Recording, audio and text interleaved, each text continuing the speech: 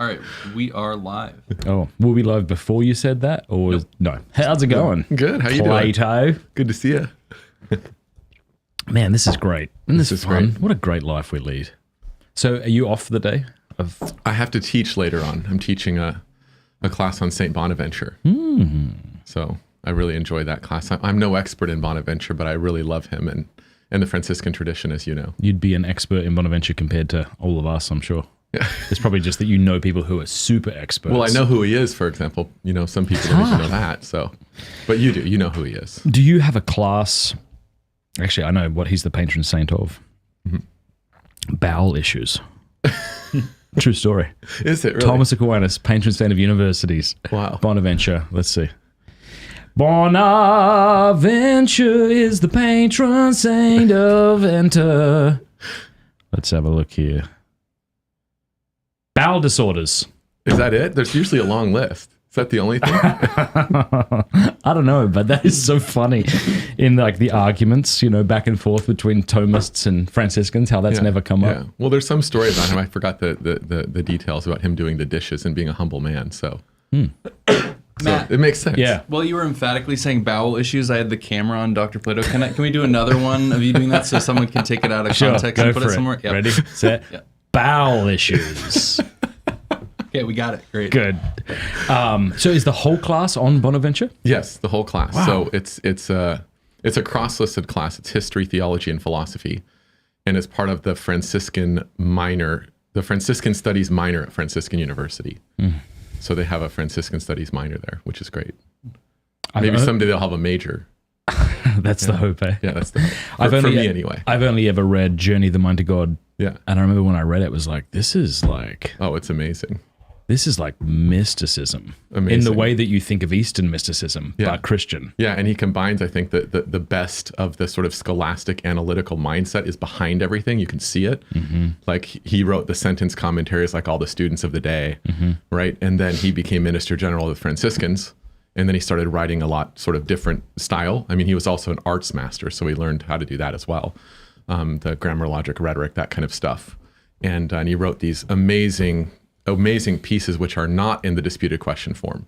So it's not like the Summa, right, where you've got the objections and the replies to objections and et cetera, sort of the dialectical format. It's in this beautiful ordering of threes and threes and threes and layers of threes because obviously this world is made by God, who's a Trinity. Interesting. So it bears his imprints. What's some of Bonaventure's main insights? Insights? Or sort of contributions to Christian philosophy? Yeah. Well, he's really well known for his exemplarism, right? And so that's one of his. I mean, Aquinas was an exemplarist. What does that mean? An exemplarist is it's a view of how to account for the creation.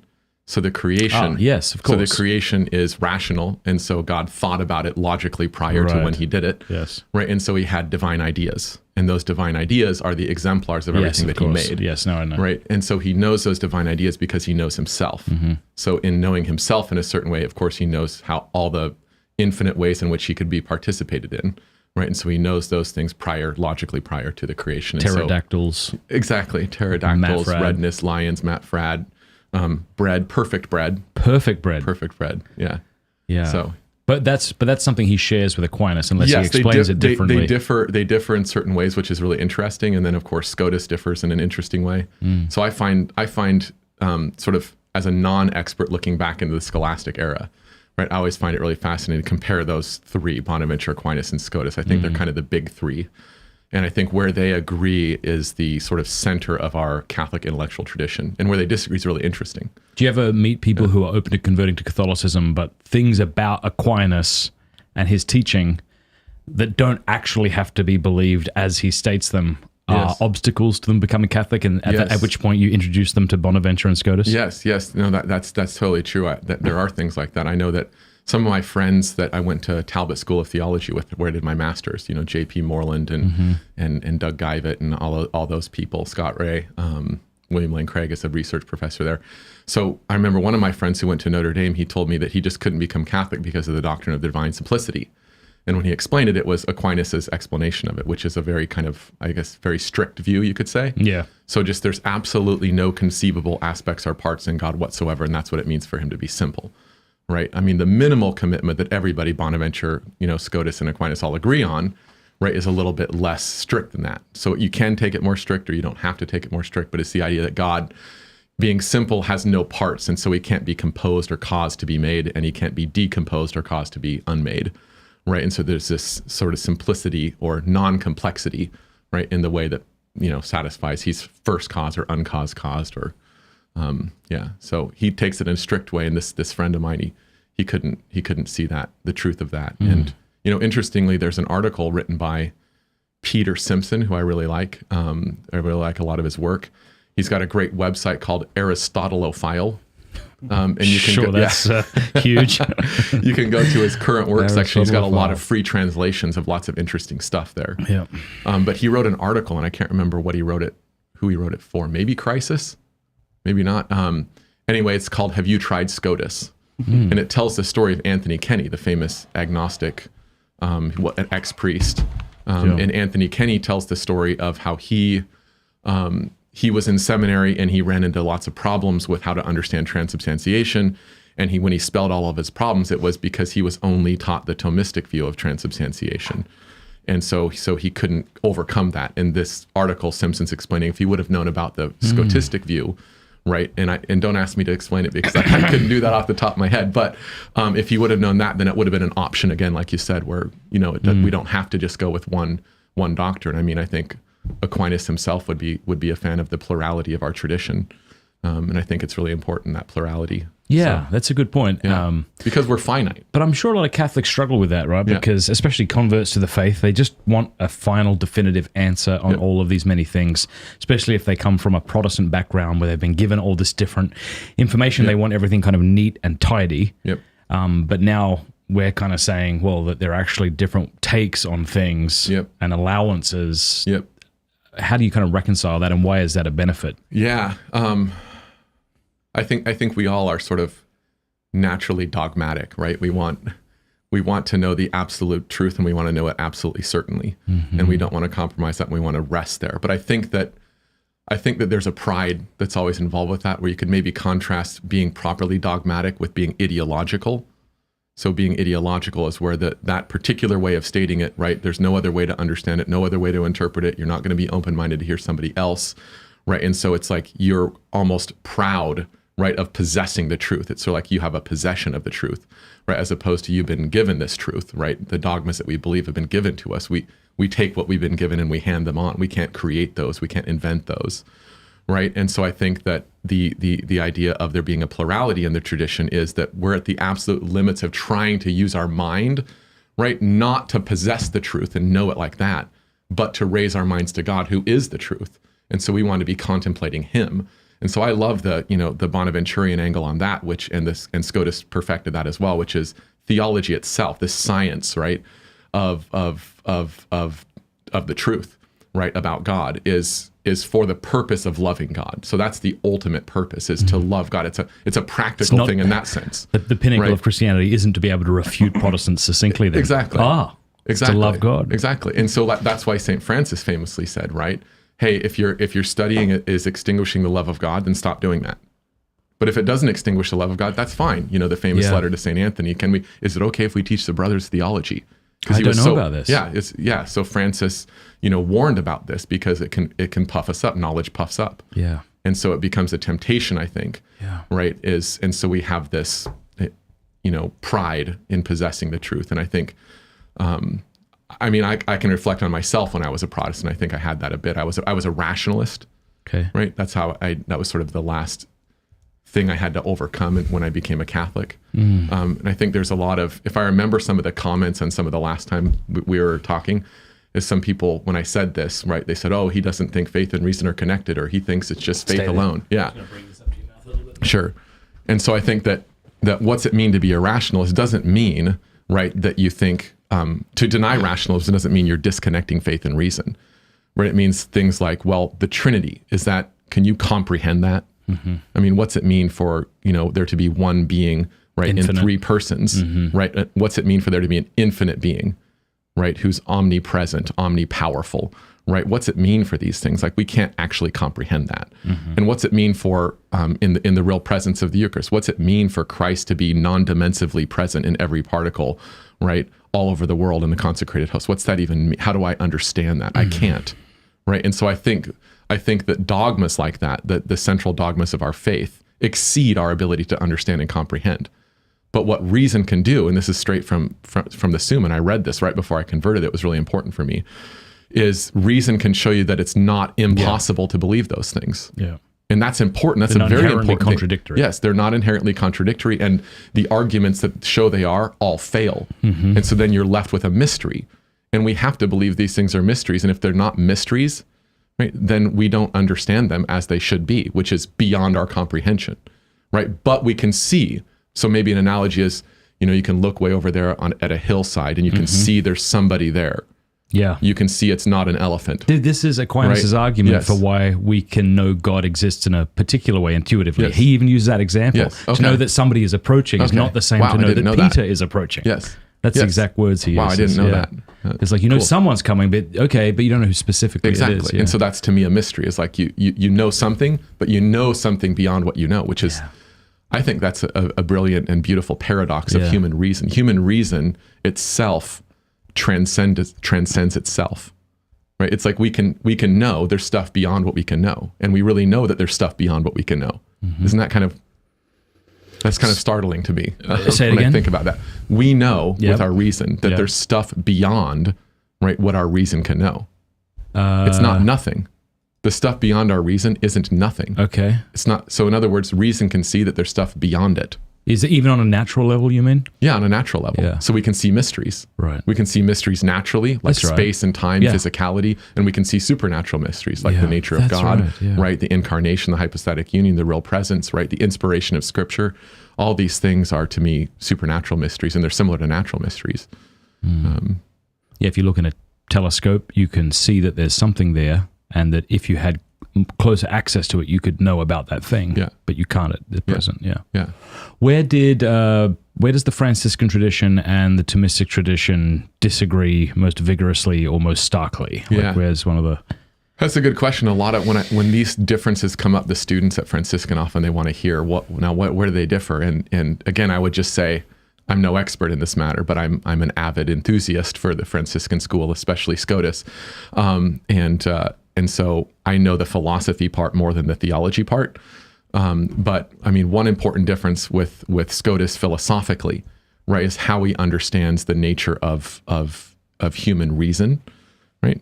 So he understands that we can say things about God truly, right, and use a term, right? So we can say God is wise, for example. So is wise is a predicate. We know it's true of God. We could also say that about Socrates. Socrates is wise, right? And so we can predicate of man something, or creatures, and of the creator something. And so the question is, how do I take the terms that I use for human beings or creatures, like Socrates is wise, how do I use that term with God if he exceeds our comprehension, right? That's the mystery. So I've got to be able to explain that bit. So I've got to preserve God's transcendence, right? Because he's incomprehensible, and we know that negative theology is really important, right? Or saying what God is not, right? Not saying that he's nothing, but saying he exceeds our understanding. Right. He's more than we can understand, right? Right. So that's one constraint. Because we recognize it's not univocal language that we're using when we say Socrates and God are wise. If it's equivocal and everything we say about God is equivocal, then we can literally know no things about God. Exactly. So it has to be analogical. Exactly. So that's the dispute, right? And so I think the idea of the analogy of being, right, is that God is infinite. Right? Creatures are finite, and there can be no in-between type of being that shares both of those things. That's impossible. Being is either infinite, right, or being is finite. Yeah. So there's a chasm between those, an unbridgeable one, right? But the question is, can we have a concept, right, that bridges that? So can the concept bridge that partially, let's say? So to me, what Scotus did is he made up a new idea in the history of philosophy, which is I call it a quasi-univocal concept.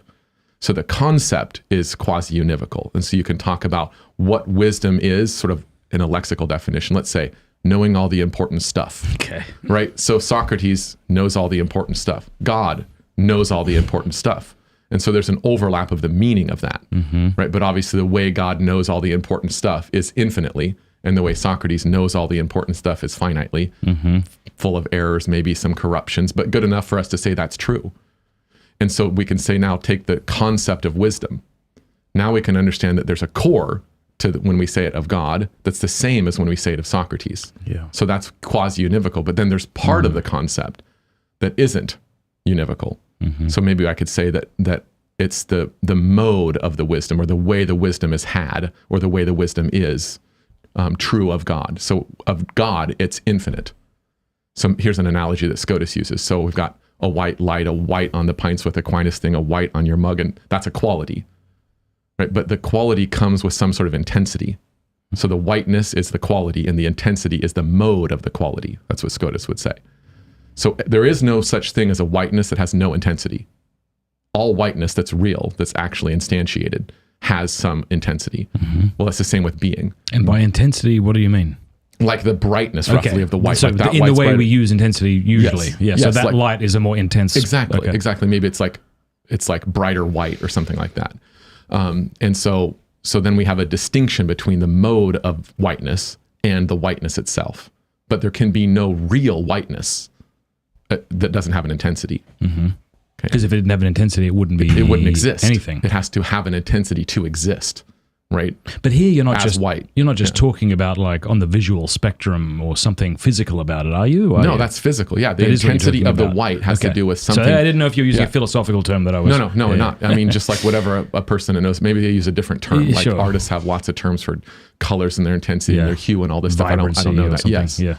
But you can see that all the whitenesses differ. Yes, But I they're see the that same now. whiteness. Yep. I get that. Yep. Yeah. And Now so what? What's the next so step? that distinction is, so Scotus calls that an intrinsic mode. My teeth used to be more Yeah, intensely I know, white than they I know, currently are. I know. Mine are not intensely white at all. But Coffee is better than intense pure white tea. That's right. So we have that thing to work with, right? The quality and the intensity. So the analogy is when you have being itself. So the being wise, right? Wisdom itself is a quality, let's say, Okay. right? And so that has a mode as well, which is parallel to the intensity. What we would say, is it maximal? Is it the most wise possibly conceivable? That's the kind God has, right? Or is it the kind of wisdom that we know is full of finitude, corruption, partial? That's the kind Socrates has. So what Scotus says is, if there is that quasi-univocal overlap, right, between the concepts, only part of the concepts overlapping, not the whole thing. So it's not univocal like Scotus, like Aquinas and Bonaventure would deny, right? So Scotus would also deny that there's such a univocal concept as they denied, but he invented this new kind. So we got this partial overlap. And so the question is, if that overlaps, now we can understand how we got a word from creatures like wisdom. We know Socrates is wise, right? And we know, Confucius is wise, and whoever else, right? And we can imagine subtracting all the finitude, Gotcha. right? With our conceptual imagination, if I can use that. Subtract the finitude, subtract the imperfections, and now we just have the core left. Of course, nothing can actually have that core. That's just an abstraction, you might say. But then we can imagine amplifying it to infinity. 11. And now we're going, now we amplify it to no conceivable greater degree. But of course, we're not understanding that as soon as we do. Now we've gone into negative theology. So I've done positive theology first, which is what Bonaventure says.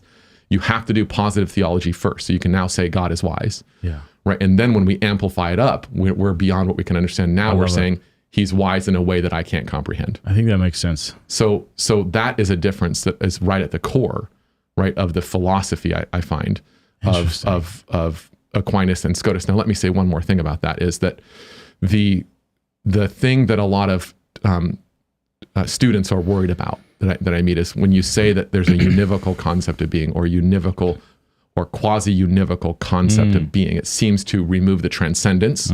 So that's a problem, right? And then it seems to them like you're denying the analogy of being. And so actually what Scotus says is the only way to preserve the analogy of being is the quasi-univocal concept of being, because there is no being, right, that can compare to God. He's the standard of being. Everything else is a pale, reflection of him, right? A participation in him, right? Without him is literally nothing. So it can't be that you got creatures here and God here under some genus term being that they share. Everybody, Bonaventure, Aquinas, Scotus, everybody denies that, right? So the analogy of being is denying that, and Scotus does deny that, right? I'm sorry, not deny the analogy of being, affirms the analogy of being by denying that idea of the genus term that the two share, because the two beings in concrete reality are infinitely different, right? But there's a quasi-univocal concept that unites them. Does that make sense? Yes. I wonder, though, if you look at what Aquinas obviously says we can predicate things about God. Yes. So I wonder how different these things actually are. That's a good question. Yeah, That's a good question. There was a really great article by Garrett Smith in the American Catholic Philosophical Quarterly, which is the kind of biggest Catholic philosophers publication in America. And he wrote about this idea of Scotus, and that's where I started using the term quasi-univocal. That's your term? Yeah, it's my term. Because he talks about the kind of univocal... It's going to look something up in Aquinas. Go for it. The kind of univocal concept that Bonaventure and Aquinas denied, right, was the same thing Scotus denied. And Scotus invented a qualification of that in a way that they had never seen before. So I don't know what they think about what he said. Because that idea didn't exist at the time they were writing. And so maybe they could affirm that, I'm not sure. But here's one way to look at it theologically, and this is my friend Jared told me this as a way to think about it. Christ, right, is hypostatically united, right? The divine and human natures are hypostatically united, right? How does that work, right? I mean, there's a human nature, right, which is created, right? And there's the divine nature, and they're united somehow. So theologically, there's like an analog. There's a way to unite, right, infinite and finite. Right, the two radically different types of being. There's a way to unite them in the person, right, of the Word. Okay. And so that is like a theological analog that kind of helps you see. Well, somehow you can unite them. Yeah, somehow there's a union here, and that's how I would say an analog to it. Oh my gosh, that's fantastic. But so that's one really important thing. But they both, here's what they agree on, and like I said, I care about what they agree on too. They both agree God is transcendent. They both agree that we have natural knowledge of God. Okay. Right? Yeah. And they both agree that being is not some sort of genus term that subsumes finite creatures and creator under some general thing that's a genus of being that includes God and creatures. They both deny that. So they all agree on that. And they both affirm the analogy of being, meaning the analogy of concrete being. Yeah. God's being is on a different level than created being, which is nothing without God himself making it something at all moments. So they agree on that, but they disagree on this. It seems like they do. I mean, I don't know what Aquinas would say. He didn't have that notion, right? Well, so many thoughts. That's one thing. Here's one thing I'm sure frustrates you as somebody who is very interested and a beneficiary of the Franciscan intellectual tradition, is that too often people will say things like, I'm more Franciscan, and what they mean is, I'm a heretic. Like, here's an example, right? Yes. And maybe heretic's too strong a word, but you and I went to this debate recently. I was just thinking of that. On lying, right? And someone gets up and says, well, I'm more Franciscan, and therefore I'm okay with telling falsehoods. Right. And you're like, no. Bonaventure is 100% against lying. Totally. I think that there's a sad story to tell, I think, about the Franciscan intellectual tradition, right? It's the same sad story of the rise of modernity and modernism, right? In the 1800s, the schools of theology were being gutted, right? And so they used to have the different seminaries and different schools existed for each kind of tradition, right? And then universities have chairs, right? Like there'd be even like a nominalist chair, right? You know, like a Scotus chair, you know, a Dominican chair. There'd be these chairs. And so then the plurality of the tradition was preserved in the institution. But those institutions began to be corroded. And then you have the rise of historical criticism and the attacks on Christianity in the 1800s until you get Leo XIII saying, guys, we're losing. Let's call out the Marine Corps, Aeterni Patris, right? Yes. Get the. Let's go back to scholasticism. Back to and of course, there's an emphasis on Thomas, but in that document he mentions Bonaventure. But the emphasis on Thomas, and that makes sense because Thomas is the universal doctor. Thomas is a genius of organizing and teaching, right? You look at the Summa, right? It's probably the best Summa. It wasn't the only Summa. Lots of people wrote Summas, but it stands out. The fact that you don't know of any other Summas, at least most people don't. Yes, exactly. And so it deserved a pride of place, right? Yeah. But what happened is, I think after that, of course, there were scholars, right? Like say Alan Wolter, right? Or Ephraim Batoni, right? Or Titus Szabo. These scholars were Franciscan scholastics in the neo-scholastic era from Leo XIII, but their tradition, got preserved in kind of like rarefied academic settings, right? It didn't continue to produce Franciscan friars. So you get to the point in a couple summers ago, I taught some TORs in my summer class, and they said I take classes at the Dominican house at COA because there is no Franciscan school. There's no set of theologians who are passing on the Franciscan school. And again, the reason for that is it partly because Thomas was able to articulate. I think it has to do with the destruction of Catholic culture, right, in the modern era, and it didn't get repaired. Right, and so now we're still in this kind of warfare scenario. But how come that destruction in modern culture didn't affect the Dominicans as much as the Franciscans? Because I think with Aeterni Patris, you have the renewal of the neo-scholastic tradition comes up again. But if he had but what is there to point to in the Franciscan tradition that all Catholic philosophers could have turned to? I mean, my understanding is that Scotus is very difficult to read. He's not as clear and precise and excellent in his writing and teaching as Thomas is. Like, is there someone comparable in the Franciscan tradition that we could have turned to? Yeah, no, I think there is, and you're right that the traditions are not parallel in this regard, right? Because the Dominicans made Thomas their one teacher or doctor, which was a big debate in the Dominican order in the 1300s. Interesting. And some of them didn't want to make him the one doctor; they wanted a plurality of doctors, and the Franciscans didn't have a comparable debate.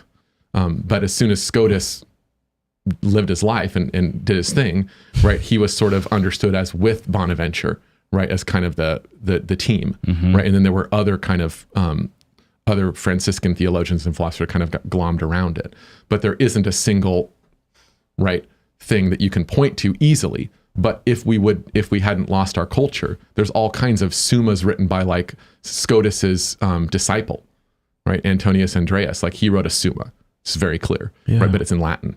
Right? Unless you go to Peter Simpson's website, you can find it in English, right? But there's lots of these things there's manuals that are Franciscan manuals, just like there were Thomistic manuals. Yeah. But we lost a lot of that is in Latin.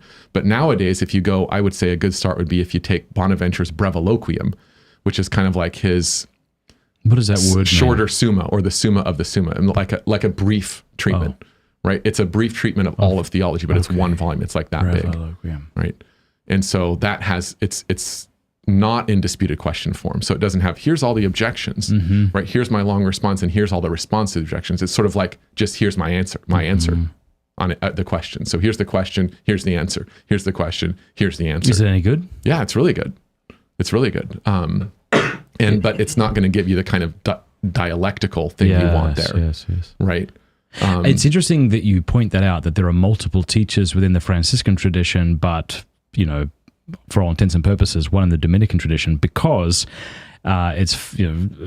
people usually recognize that you can't get two Thomists in the same room without them disagreeing about what Thomas said. And I wonder if that is a result of limiting it to all one person, and you've got all these different varied interpretations of him. Whereas in the Franciscan tradition, you get a similar. You do? You get a spread, because being in the school, put it this way, the Franciscan school and the Thomist school, there's certain traits and qualities that are required to be in the school, you might say. So certain teachings you'd affirm to, or certain core ideas, right? But then what makes a Bernard Lonergan a transcendental Thomist? What makes him in the same room as, say, a neo-scholastic Thomist, right, of Garrigou-Lagrange or something? Why are they in the same room? Like, why are they both Thomists? What does that mean, right? So I think a minimal definition of being a Thomist would be, when you get to questions of theology and to a degree philosophy, right, your main conversation partner is Thomas Aquinas. And so you go to him first for the answers, right? And then you go to him to learn how to talk about the answers and to learn about the issues. So it's like, he's your teacher. So he's your man. Well, me being in the Franciscan school, it's sort of like Bonaventure's my man and Scotus is my man. Like, that's my first inclinations to go there, right? And see what they say. Because when I became a Catholic, again, I'm not an expert in medieval philosophy or these guys. But when I became a Catholic, I thought, there's these different schools. And because of my friendship with Jared, I had an earful all the time of the Franciscan stuff, which was really interesting. I realized I already believe a lot of Franciscan stuff. So my understanding of free will right, was already Franciscan. My understanding of the incarnation of Christ was already Franciscan, right? My understanding of the creation was already Franciscan. So I was like, then I thought, I'm just going to be in this school. Like, I'm going to make a commitment to make this my school. And that's why that's what I do. You feel most at home with it. Yes, I feel most at home in that. If you had to choose drinking buddies to have a deep conversation with, it would be the Franciscans. Sure, or I'd throw in Aquinas too for a drinking buddy. Absolutely, pints with Aquinas any day. Pints with Bonaventure. We could do beers with Bonaventure. Yeah, that's good. Yeah. Now, bourbon with Bonaventure. Bourbon with Bonaventure. Often Scotus gets painted with the same brush as with the broad brush, and as they throw out Occam, and they think Occam and Scotus are both in the same bad camp. So why is Occam problematic but Scotus isn't? That's a really good point. And there was a really great article written by, let's see, I think it was, I forgot the name, it'll come to me, but it's about these narratives about Scotus that are kind of false. It's called The Misprisoning of Scotus, something like that's in the title of this. Yeah, it's an interesting title. But I think that Scotus and Occam need to be seen as very, very different. For one, Scotus is like a confirmed doctor in the Franciscan order. So they see him as a doctor father. Right, and rightly so. And there's been absolutely zero propositions of Scotus ever condemned. Right, he's a completely reliable theological source, and it's not the same with Occam. Right, and then their metaphysics. So again, I'm a philosopher, so I see more that side. Their metaphysics is very different. So Occam, he was the whole first part of his career was all about this metaphysical reductionistic program. Right, so get rid of all the extra entities. Right, that you don't need too much multiplication of entities and simplify everything. And so that's where you get sort of him being against Scotus. He's actually Scotus's enemy on the point of realism. Right, so sometimes you have the realism versus nominalism debate. Right, and the way that's put is sometimes people say, well, that's the big problem with Occam, and I think they're right in a certain understanding of that term. But if you look into the actual debate about nominalism, it's a very complicated debate. And many modern philosophers even count Aquinas as a kind of moderate nominalist. And so it's like, okay, it's not, I don't think that's the core issue, right? I think the core issues go back to the idea of divine ideas, right? So Aquinas, Bonaventure, Scotus, they all affirm divine ideas. God, logically prior to creation, has ideas. So his creation is completely rational and ordered, right? Occam completely denied divine ideas. He just said the created things are the divine ideas. So there isn't a divine idea prior to creation. It's pure will. So how do you understand creation as rational? That seems difficult for me to imagine. So now you have, this is the problem, right? This to me is a more fundamental problem than the nominalism of Occam, right? Is that he's not a realist with respect to divine ideas or common natures. Where are those? So when I talk about things, how do I get the kind of rationality, the strong rationality that Bonaventure, Aquinas, and Scotus get? So is it fair to say that Occam then is a strict nominalist? Yes. Yeah. For those at home, what is that? Yes. So he denies the common nature, right, and the universal that you get from the common nature. So the common nature is the root for Aquinas and for Bonaventure and for Scotus of the universal that we abstract. So if I say what is dogness? Yes. You would answer that question by pointing to individual instantiations of dog? For Occam, it's like there is no common nature between all the dogs, right?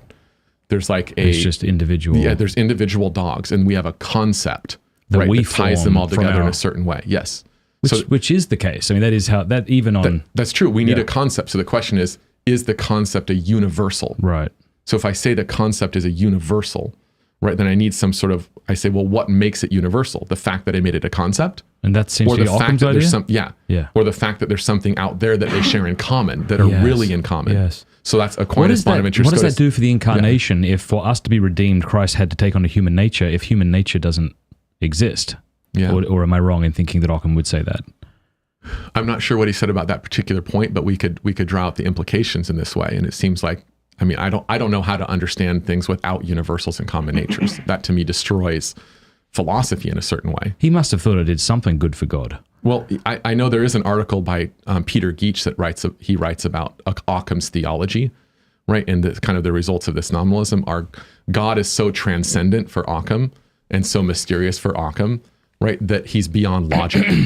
and Geach was this professor of logic and his whole career as a logician, so I'm taking his word for this, right, is that's a crazy thing about Occam. You get God as this completely unknowable thing, or this pure will that creates without prior ideas, right? That to me sounds like a kind of extreme form of an Islamic God, right? It's just pure will. And then when you get to Occam's voluntarism, as it's called, to me that is really a stinky part of him. Sum that up real quick. Yeah. For those. So he's an extreme voluntarist. So he says explicitly, God could have commanded that his creatures to hate him, and they'd be obliged possible to do that. Yeah. Yes, and then we'd have to do that. Whereas Bonaventure, Aquinas, and Scotus all say that's impossible. God can't it's impossible logically for God to command you to hate him, right? And so they're all not an extreme voluntarist in that sense. Now they have interesting differences, Aquinas and Scotus, on the point of the Ten Commandments and how to understand the different levels of the Ten Commandments. But Occam to me is planets away on these points, on his extreme voluntarism, right? Totally not at all like the opposite of Scotus on this point, right? His extreme nominalism. Scotus is an ultra realist, is what he's called. Even more realist, you might say, than Aquinas was, right? On the common nature and the universal, right? And Scotus believes in divine ideas and Occam doesn't. So to me, that's Occam, this metaphysically reductionistic program, right? To simplify everything, to me was destructive of the traditional way of doing metaphysics in this Catholic tradition. So, and you began by saying that Occam wanted to cut everything away that seemed superfluous, and of use course Occam's razor. That's why I wanted to bring that up, because people have usually heard of that. And yes, what's interesting is that was invented by Scotus, right? And so the doctrine isn't that you should cut out entities as much as possible. That's not Occam's razor or Scotus's razor. Right. The idea is you do not multiply entities beyond necessity. Yes. So what makes an entity necessary is your what you need to explain something that needs explanation. Yeah. So you might say the creation, we want that to be rational, the result of a perfectly rational and ordered will. We understand will to be ordered by intellect, right? And so the intellect is prior to the will logically. So then God would have to have divine ideas prior to his willing of creation for it to be rational. Seems like then I need divine ideas, right? So Occam, for some reason, thought we didn't need that. And I haven't read him, so I couldn't tell you chapter and verse what he says, but I know for sure he denied divine ideas. So I thought, well, no, we do need that. And then he just bites the bullet, right? That God's divine ideas just are the created things. There is no distinction between those. And so in other words, Scotus would say he didn't use the razor right. Right? He cut away an entity that was needed to explain something. Is Scotus going back and forth with Occam? No, he's later. Occam's later. How longer? How much longer? Maybe next generation, half a generation, next generation. So is Occam writing in response to Scotus then? Yes. So he came and was writing, oftentimes his enemy is Scotus, especially on that issue of realism. Where Scotus's enemy was his interlocutor, it was a friend of his actually, Henry of Ghent. Yeah. Right. And so his main interlocutor was not Aquinas. He did write about Aquinas sometimes, but he was already like removed from Aquinas's time, right? So he did mention Aquinas, and that was an important position, obviously. But his main person he was arguing with in his career was this guy Henry of Ghent, who was a secular. And have you ever been to Oxford? I have, because Scotus taught there allegedly. Yeah, is that right? Yeah. Did you get to see where he taught? When I was there, right? That wasn't on my radar screen. I did go. I was around Greyfriars, the actual place, which sadly is no longer a religious house of Oxford University, which is sad, super sad to me. Makes me almost cry. But anyway, I'm in contact with some of the Greyfriars, and they recently went back to Walsingham for the first time in 400 years. Really? And they're studying at the Blackfriars because they don't have a Franciscan school. But I mean, the Blackfriars are awesome at Oxford. I've met some of them and been there, and some of my favorite Thomists. Okay. I think a nice introduction to Scotus that helps people appreciate him is the idea of the primacy of Christ. Absolutely. I'm glad you brought that up. You want to talk about that? I think that first we should say, because this is often a Dominican Franciscan debate. Yes. But it seems that Albert the Great, from the book you gave me, thinks it's more plausible. Proper, or more plausible. Yes. Though he doesn't weigh in on it. Thomas seems to say no, but Yes. It's not a... It's possible. It's possible. It's possible, So but the weight of revelation doesn't But justify the it. idea I find beautiful. I don't find know it what beautiful. I mean by that, except Yes. that when I hear it, it's pleasing. Yes, and that's one of the ideas I had before. I knew that Scotus taught that. I thought that makes sense, right? That So idea. let's break it down for people, Yeah. because it's So- actually, it's very easy to grasp, but you got to Yes. enter in So slowly. I can only give you a surfacey understanding of it, but I think my That's all I'll surfacey be able is to hold. accurate. Is accurate at that level. All right. Right. So the question is, the incarnation was God's purpose in incarnating, right? Was that posterior to sin, prior to sin, or prior to sin? What is the reasoning, right? The motive, the reason for the incarnation. Right. And so what Scotus says is, given that we have the incarnation as a historical dogma, we can now think about it, and we can sort of backfill the rationality, right? So we're not making a pure a priori sort of argument about concepts. It's like, we have the incarnation, we have the hypostatic union, we know what that is. Let's work back now to figure out what God's motives were, as it were. And so he understands God, according to the Franciscans, as goodness and love itself, right? I mean, of course, Aquinas believes that, but it has a certain priority of place in the Franciscan order, hence the title of this book, Caritas in Primo, right? First, the love is the first idea to think about. And so if God is a perfect lover, right, then he wants to, if he's going to create it all, right, he's going to create a creation that's the closest possible to himself, because that's what a lover wants, to be united as much as possible, right, to his beloved, right? And so the idea is that's what the incarnation is. The hypostatic union is the closest possible union of creature, right, and creator. There is no more possible closer union than that. And so that union is out of the God as a perfect lover, right? So his motivation in creation is first the incarnation. So the incarnation is the reason for creation at all. And everything else, right, is sort of about that. So Christ is a metaphysical mediator, right, even if Adam hadn't sinned. So Adam is created in the garden, right? He's not perfect, right? He's got a path to follow, even if he didn't sin. And so he would, even if he didn't sin, would be united to Christ, and through that mediation, right, attain to the beatific vision, right? Attain to a perfect participation in God's life itself through Christ. So Christ is sort of predestined, right, to be incarnate apart from sin. You're right.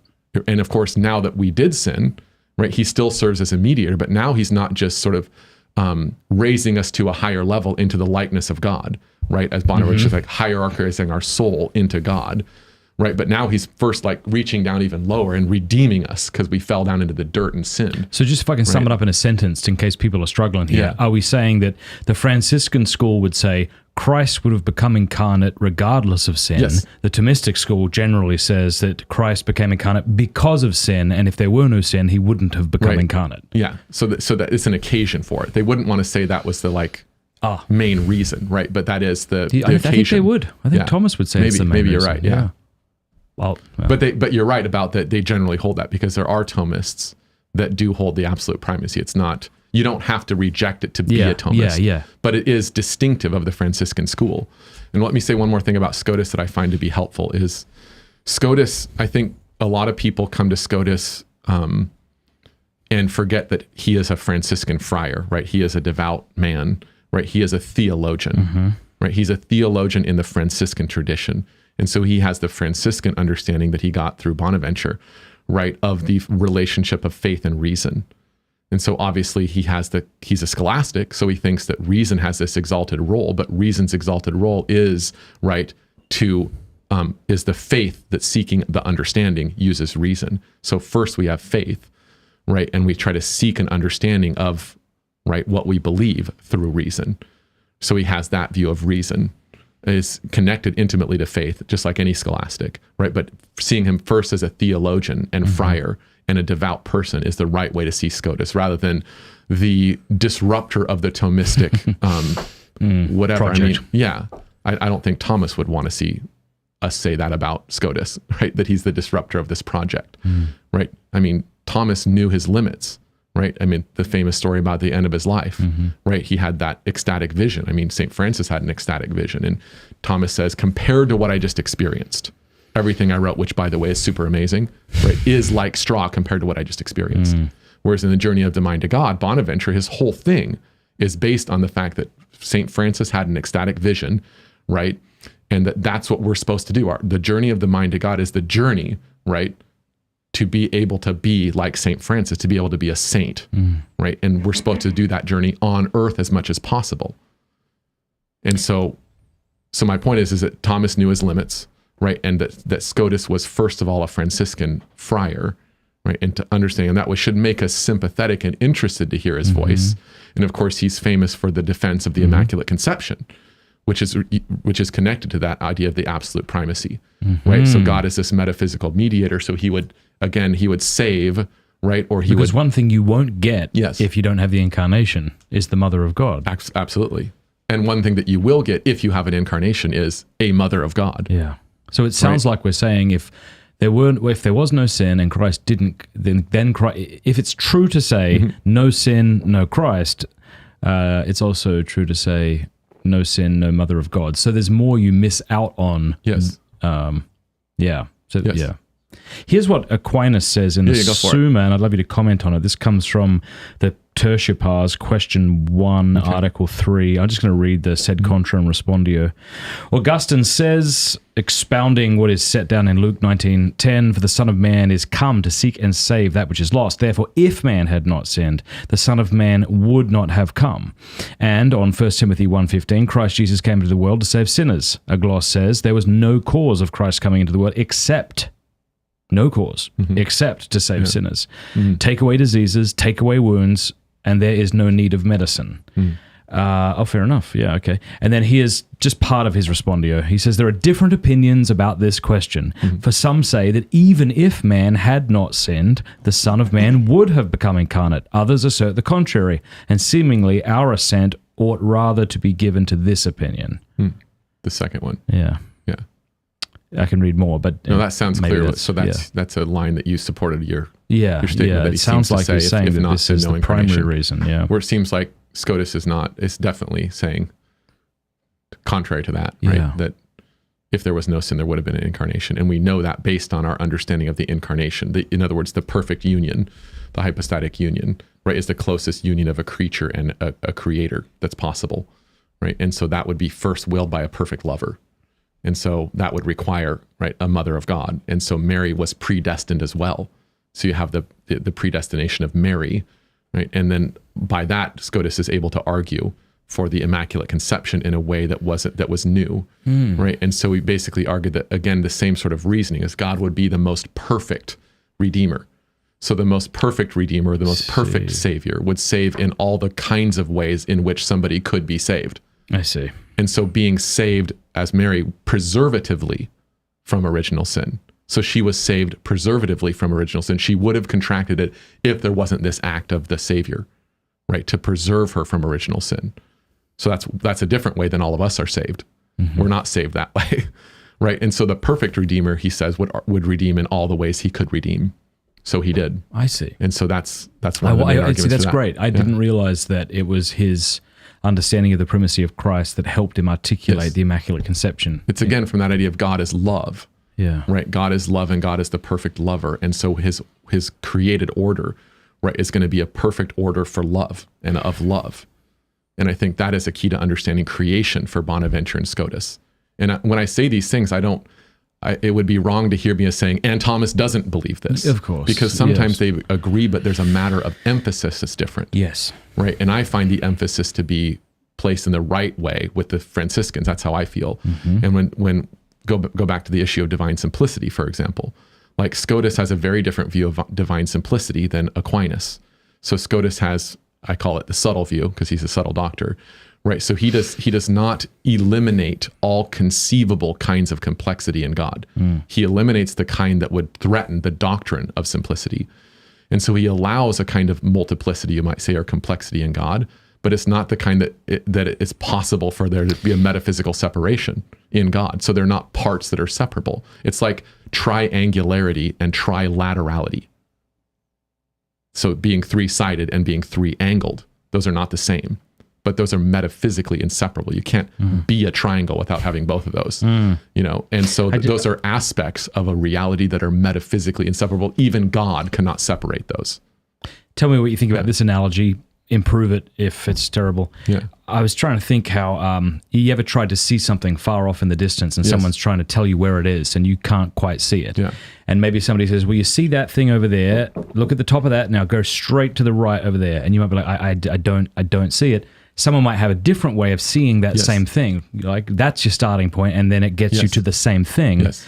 And sometimes one person's explanation helps Yes. you see that one thing. Brilliant analogy. I completely agree with that. And I wonder, sometimes Yes. that's what the Franciscans and That's the what I Dominicans see. are like. It's like we're both getting to the same thing, completely. and sometimes you just feel more at home with the explanation Completely. of getting there than someone else. Completely, because I'll come up with in debates like this about simplicity, right? And I'll say like, I can't understand what Aquinas is saying. I just don't understand it, right? And they'll try to explain it, and I just don't get it. Yes. It doesn't seem true, or it even seems, maybe not even that. It doesn't seem coherent sometimes when I hear it explained, right? But then I think, well, I'm finite. Like, how can I say that this man who I love, St. Thomas, right, had an incoherent thought? Yeah. I don't want to absolutely say he was incoherent, but I want to say my understanding of it seems like that to me. Yeah. And because I have another explanation available, which is completely approbated by the church, And gets me to the same gets me thing. to the same thing Thomas I need is to saying. do. Yes. Yeah. Right. I need to affirm that God is simple. Then I can do it this way. Yeah. And to me, it seems like, why wouldn't I help myself to that? And so it's the same with the Trinity. Like I've never been able to understand and the Thomas's view of the Trinity as that the persons of the Trinity are subsistent relations, right? So what that means is that the relation is prior to the things that are related.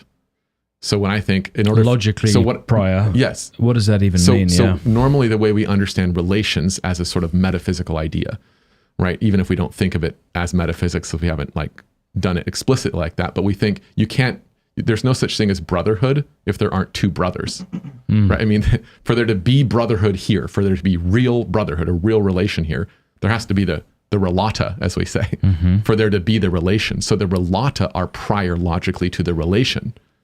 But what Aquinas is saying in the Trinity is the opposite, right?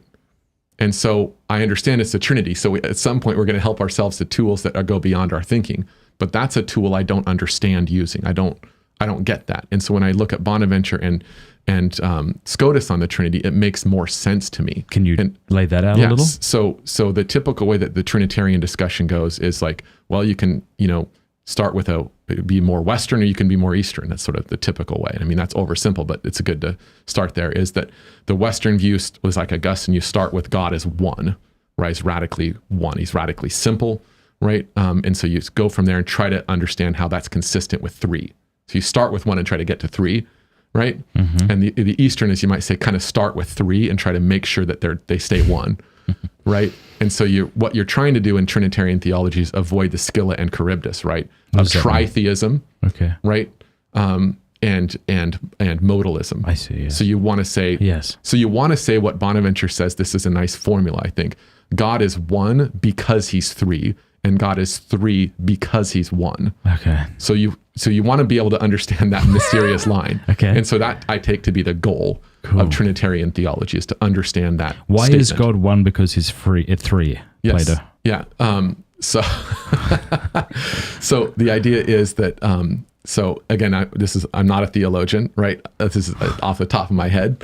So God is one, obviously because he has. Can I just say, only academics qualify all of the statements they're about to make. The rest of us who know nothing about anything are the only ones who say things with tremendous infallibility, and so I appreciate the I just humility. know that there's experts out there that would be happy to say things in the comments and correct me, and they should if they can. I appreciate your humility. Yeah. But so Okay. So I think it starts with let's start with the idea of God's person. So God is personal.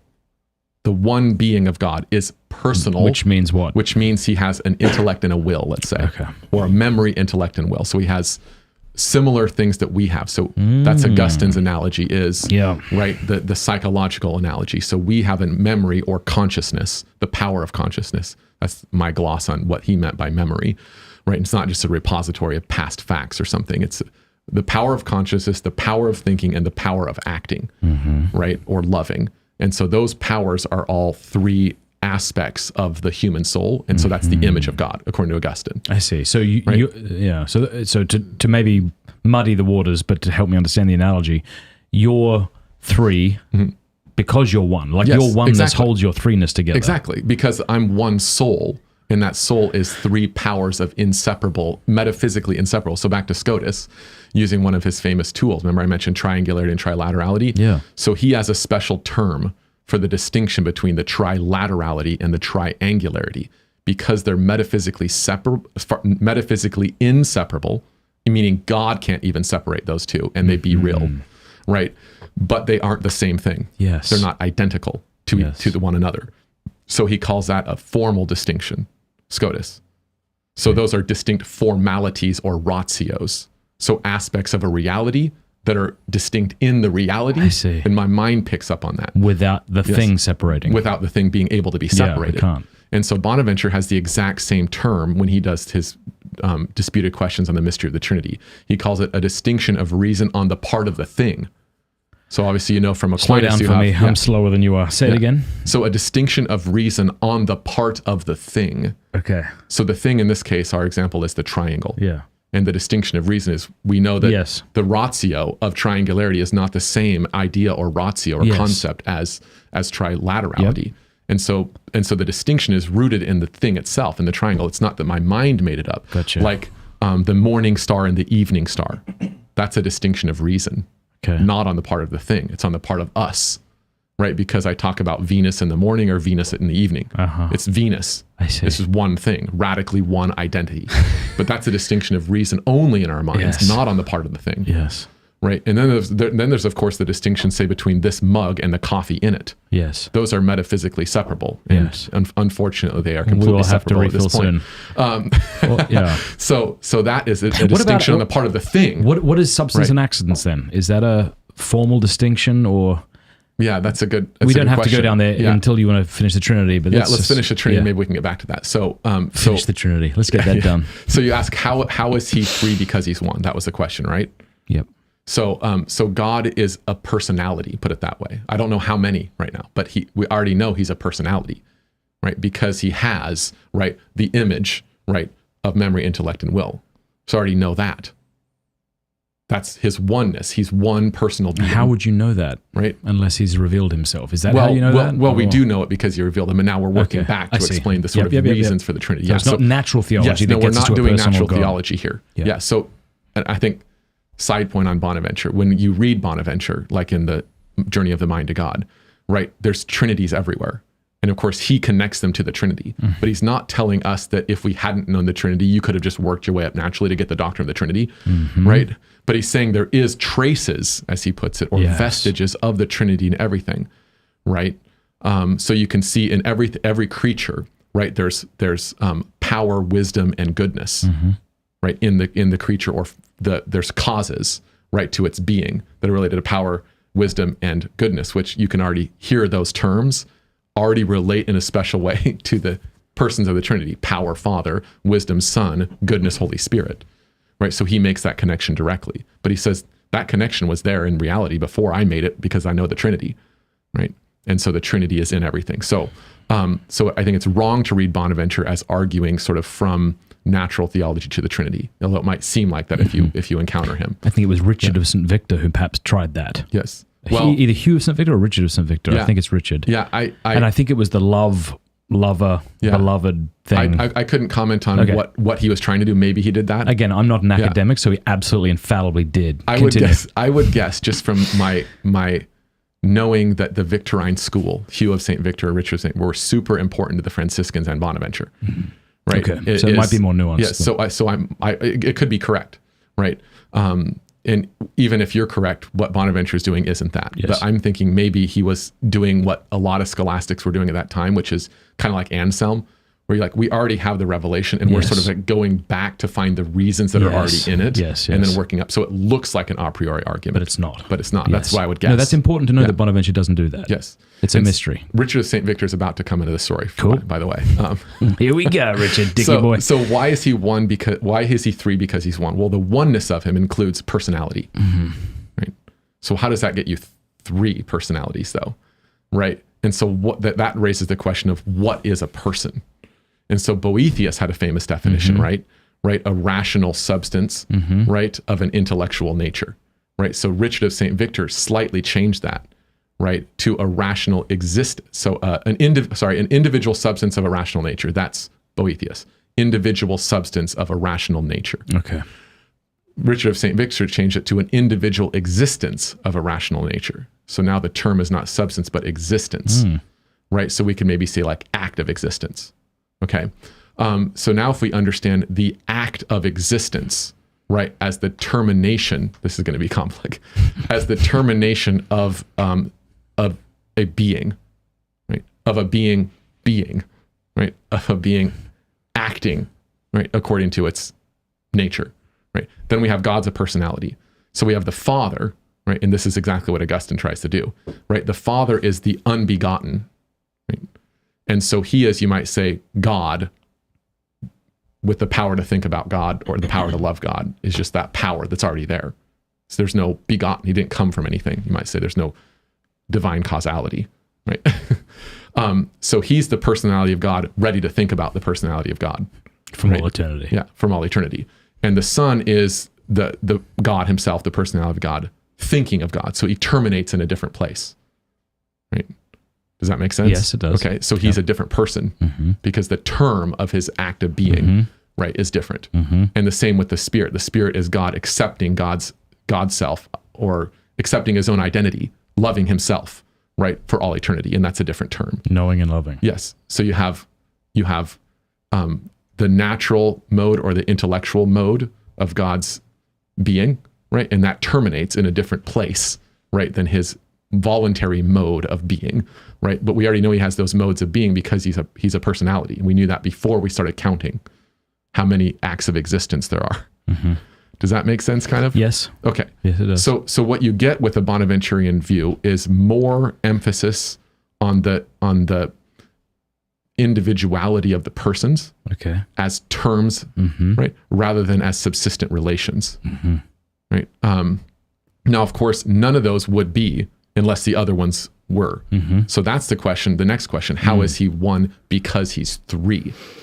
Okay, so that was the next question. Yeah, and so he's three. He's three of these particular kinds, right? So he's memory, divine, consciousness, power of consciousness, divine act of speaking the word, right, or thinking actively, and then love.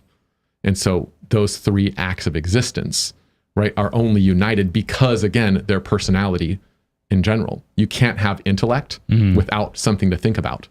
So you can't think about anything unless you already have the power of consciousness. It's already logically required and prior to the act of intellecting, if I can use that verb, right? And the act of willing requires logically prior to it the act of intellecting. And so there's these logical relations and logical order to these. I can't want what I don't know. Yeah, exactly. And so the same with God, the persons. The persons can't be unless there were the other persons. So they're logically interrelated in that order. And so there have to be only one God self for there to be three persons. And once there's three persons, there has to be one God self that they are. Excellent. And so that's kind of a surfacey understanding of the really Trinity helpful. according to Bonaventure. Yeah. And again, if someone's listening to this thinking, well, I'm not convinced by that argument, it's important to realize it's not really an argument. It's not an argument. Yeah. It's something that's been revealed, which we hold by faith, and then we seek to understand. Yes. And so I think one cool thing about Bonaventure is when he does the Trinitarian theology, he has these special predicates or words that are true of God that he calls appropriations. So I mentioned one earlier when I said every created thing requires power, wisdom, and goodness. So you kind of naturally apply those words to the persons. Like power more belongs to the Father. It's more appropriate to the Father than it's appropriate to the Son. Wisdom's more appropriate to the Son than to the Father, right? And love or goodness is more appropriate to the Spirit than to the Father or the Son. Of course, they're all those things, but there's a more appropriate to. That's the idea of an appropriation, what he calls an appropriation. And so that is only possible if you have these acts of existence that are the persons, that are more independent, you might say, than saying it's a subsistent relation, which I don't, again, with all those qualifications I said about that, I don't know how to make sense of that, but I do know how to make sense of the one I just described. And so that's why that's where I'm coming from. I love it. Yeah. Can I tell you how I talk about the Trinity to my kids? Go for it. This is going to be the opposite of the spectrum of complex. This is as simple as it gets. And you tell me if it's heretical. Okay. All right. So what I'll say, and if you think the non-theologian, will tell you if this is heretical. I say let's say I'm talking to Peter, and I'll say, if I made a statue of you, that would be a being who is 0 persons. Okay. You are a being who is 1 person, and God is a being who is 3 persons.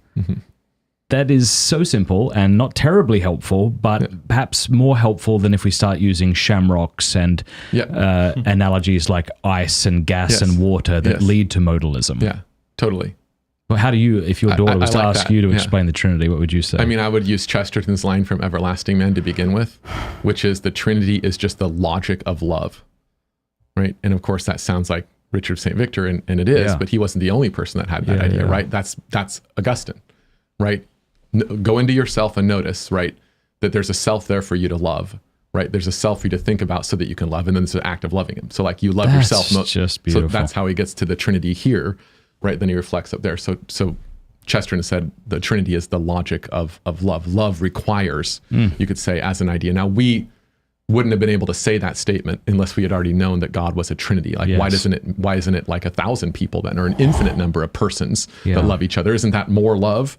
Right. And so you need some sort of explanation why 3 and only 3. Revelation.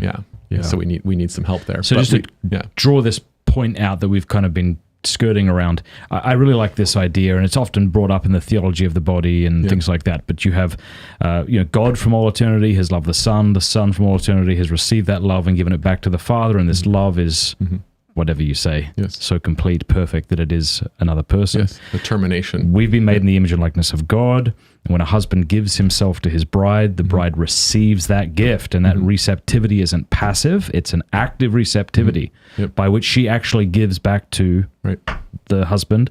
This love is so profound that it always overflows, and sometimes 9 months later you need to give it a name. I love that. I mean, that's helpful. Totally. Again, it's not the argument for the Trinity. It's just a way to... No, to me, it's one of those, like Bonaventure talks about, like the traces, the vestiges, the images, the sort of reflections of the Trinitarian love. Now, one thing that Bonaventure does, and I've only read it once, I'd like to read it again. I'd like to encourage everybody to pick up a copy of Journey of the Mind to God, because it's probably 100 pages. It's would you say? Long. Yeah, it's not long. Well, but it's very, very dense. It's very dense. So go slow and just take what you can right, and enjoy what you can, because there's some thoughts in there that have the highest levels of philosophers. That might break your brain. Yes, I mean, like Tim Noon at CUA. Right. Okay. And Hauser wrote this article for the Stanford Encyclopedia of Philosophy, which is free online. It's an amazing philosophy resource. I recommend it to everybody. Right. When you want to look up something in philosophy, this is a great resource. So if you look up Bonaventure, right, they have an entry on Bonaventure. And when they talk about his ontological argument, so to speak, for God's existence, I mean, they're doing philosophy at the highest level that philosophy is done today. Right, on this very short little treatment of Bonaventure in the Journey of the Mind to God. Wow! So it's very packed, and he's like a poet, and that every single word mattered, and every single sentence was perfectly chosen. But you're missing the details of the dialectic, which is, as somebody used to reading Aquinas and doing reasons back and forth, you're not getting that. You have to go to a sentence commentary for that. Because like every student, he read a commentary on Peter Lombard's sentences, and it's all the disputed question format, just like the Summa. Right? So the Summa is kind of like an evolution of that. It's just highly ordered and condensed and cleaner. That's what a Summa is. Yeah. So here's my understanding of something he says, and I'd love you to correct me, or just, if not correct me, expand upon it, because I found this idea fascinating. The idea is that sin has bent man over on himself. So he's kind of like a cripple, as it were, who's unable to see himself rightly, nature rightly, other people perhaps, and that what's needed is the word of God to untwist him so that he can see reality rightly. Right. And I like that. Is that basically right? Yes. I want you to expand on it in a second, but I want to just say something else. I really like that idea, because in the book of Romans, and I think it's in Wisdom and elsewhere, it makes the claim that like God's existence is manifest, and that it's our sinfulness that prevents us from seeing what really couldn't be clearer, right? And so I liked that. And then I thought of an analogy, because I used to do a lot of work with people who were immersed in pornography. And you might say that pornography bends man over on himself in a way so that he's unable to see the goodness of his wife's body. Completely. Like, she is good. She is beautiful. Makes you blind. She could be as beautiful as you want, but pornography will make you blind to that beauty. And what you need is something to untwist you so that you can see reality aright. Yes. But please expand upon that idea, because that's I a really beautiful like it. idea, and I think that's the right way to see it. And I don't know if Thomas would deny that idea, but I think it has a special emphasis again in the Franciscan school, because the Franciscan school, back to the major differences, is there's an emphasis put on love, and so there's an emphasis put on will.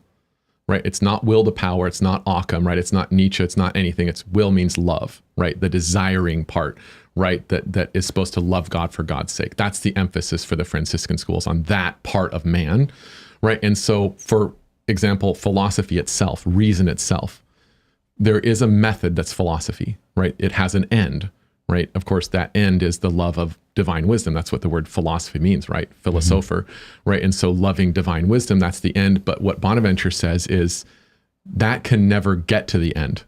Philosophy will never get to its own end without the faith, right? So we need faith to strengthen, right? And to motivate and to keep on track for philosophy, for reason to even do its job, right? And so what he says in the beginning of the Journey of the Mind to God, and I wish I had it right here with all my friends over here, my books. I should have brought that one too, is that he talks about it's only the man of desires that can make this journey. The first thing you do is get on your knees, right? You pray that you can become holy. You pray that God removes your ignorance. You pray that God removes your concupiscent desires. And that's how you start the Journey of the Mind to God. That's literally the prologue. You can't do any of this stuff appropriately, because your mind is broken, it's bent, right? Now we can see, even when we correct ourselves by holy desire, we still only see through a glass darkly. We still only see in the mirror, which is the created order. It's like a mirror, you look down at it. You look down and it reflects on God. If you know it's a mirror, then you can see it's reflecting God, but it's dim, right? It's obscure because of our sin, even if we're living holily. And so that is absolutely where we have to start. And there's an emphasis put on that. And I'm perhaps looking like I'm glazing over, because I'm having this memory of once upon a time I used to live in the outback in Australia, and I watched this particular show one evening, this movie, where a man in a loving marriage with a beautiful family destroyed it all by his greed. I think he was somehow doing something nefarious with money, and he destroyed this beautiful thing that he had. And it just affected me so profoundly that the next day at work, I was an analytical lab technician in a copper mine. Oh, really? I was, yeah. I didn't know that. And I was on my own, and I fell on my knees in my gigantic suit and my mask, and I was crying. I'm like, Father, like, I want to be saved. And I was weeping, and I'm like, just break me. Burn me, like make my life a living hell if I can have a living heaven once it's done. And I wonder if that is kind of what the Lord sometimes uses to wake us up. Totally. This just the pain. Yes, I was just reading, there's a really great book I found recently. It's by a guy named Jason Baxter. It's called The Medieval Mind of C.S. Lewis. And it's a popular level book. It's not deep and complicated and like technical is what I mean. It is very deep. But he talks, the subtitle is something like How Great Books Made a Great Mind. He talks about C.S. Lewis's, all of his favorite books, right, that really influenced him. And as Owen Barfield talked about, the third Lewis that nobody knows, right? So everybody knows like the fiction writer, right? And everybody knows the Christian apologist. But then there's like the medievalist. Like, I mean, he was at the top of his game in that sphere, right, as a scholar. And so this book is about that. But when he talks about Lewis's understanding of his own conversion, right, that for Lewis, it was all about what you just said, is like giving up yourself. Like we want to have this last possessive bit of ourself. That's just, it's ourself. It's myself, right? And we want that for ourselves. We don't want to just want God for his own sake. We want to want him for my sake, right? And that to me is, again, that brings me back to the metaphysics of the Franciscan, which makes sense of that to me, because Scotus has inside the will, right, there is a distinction of affections, right? And he gets this from Anselm, and Anselm uses this distinction to explain the fall of the devil, which is an amazing mystery to try to understand. So the distinction is that inside the will, there's one part of the will, you might say, that desires to love God for God's sake, right? And then there's another part of the will that loves the will for its own sake, right? So for its own perfection. So that part would be what we call like Aristotelian eudaimonism or something. Like there's all the perfections of my human nature, and I have a proper love of that.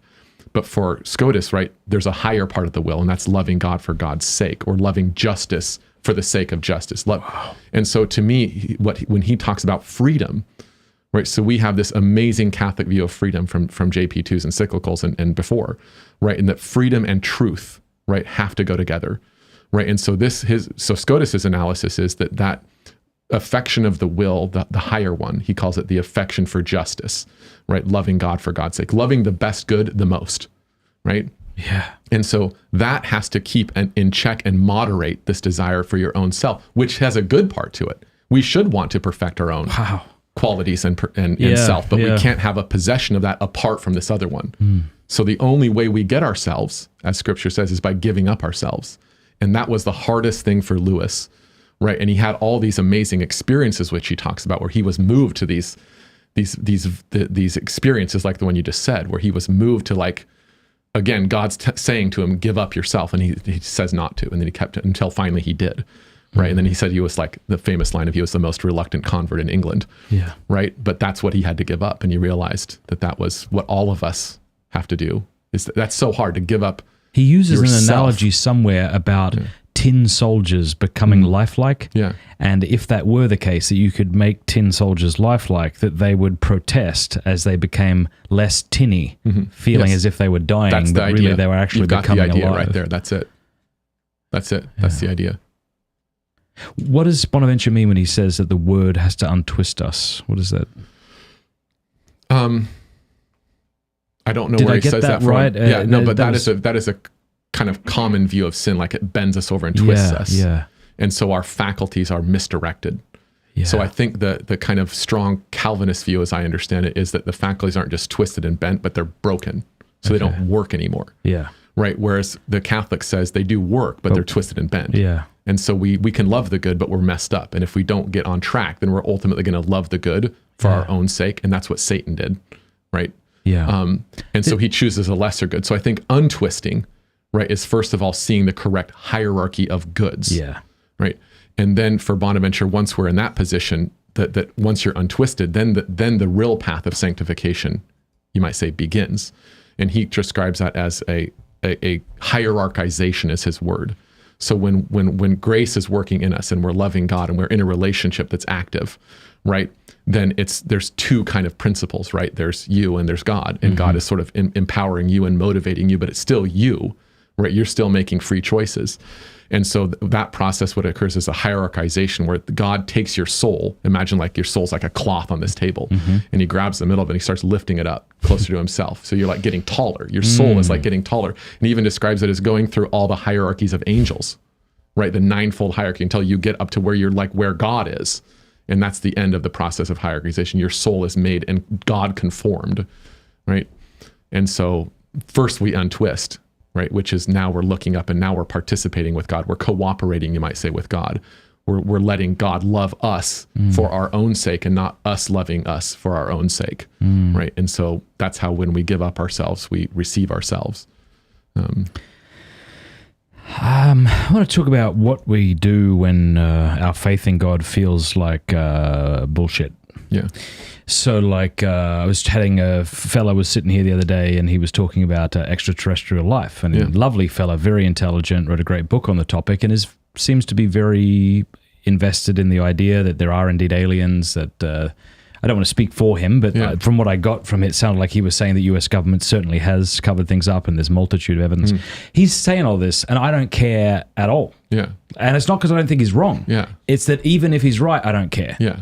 Like I'm an apathalianologist or something. Like I don't care. And then I thought, that's probably what it feels like for atheists as we try to tell them about God. It's like this guy telling me about aliens. I'm like, I couldn't care less. It says a lot about you that you're interested in this, like what's going on in your home life, but like, I don't care. Yeah. And I was at Mass, I think recently, and I'm just like, maybe this is just all crap. Yeah. It's the whole thing is rubbish. Yeah. None of it's true. And at some point in my life, I decided that it was, maybe because I had some emotional experience, and then someone gave me an argument that I wasn't intelligent enough at the time to pick apart, and so I latched onto that, and that boosted my belief, and now here I am. Have I not just talked myself into this elaborate fairy tale? I mean, and I don't think this, but I'm trying to play devil's advocate. Yes, I understand. See? I've had those thoughts. Yeah, there's a coherence to, say, Star Wars.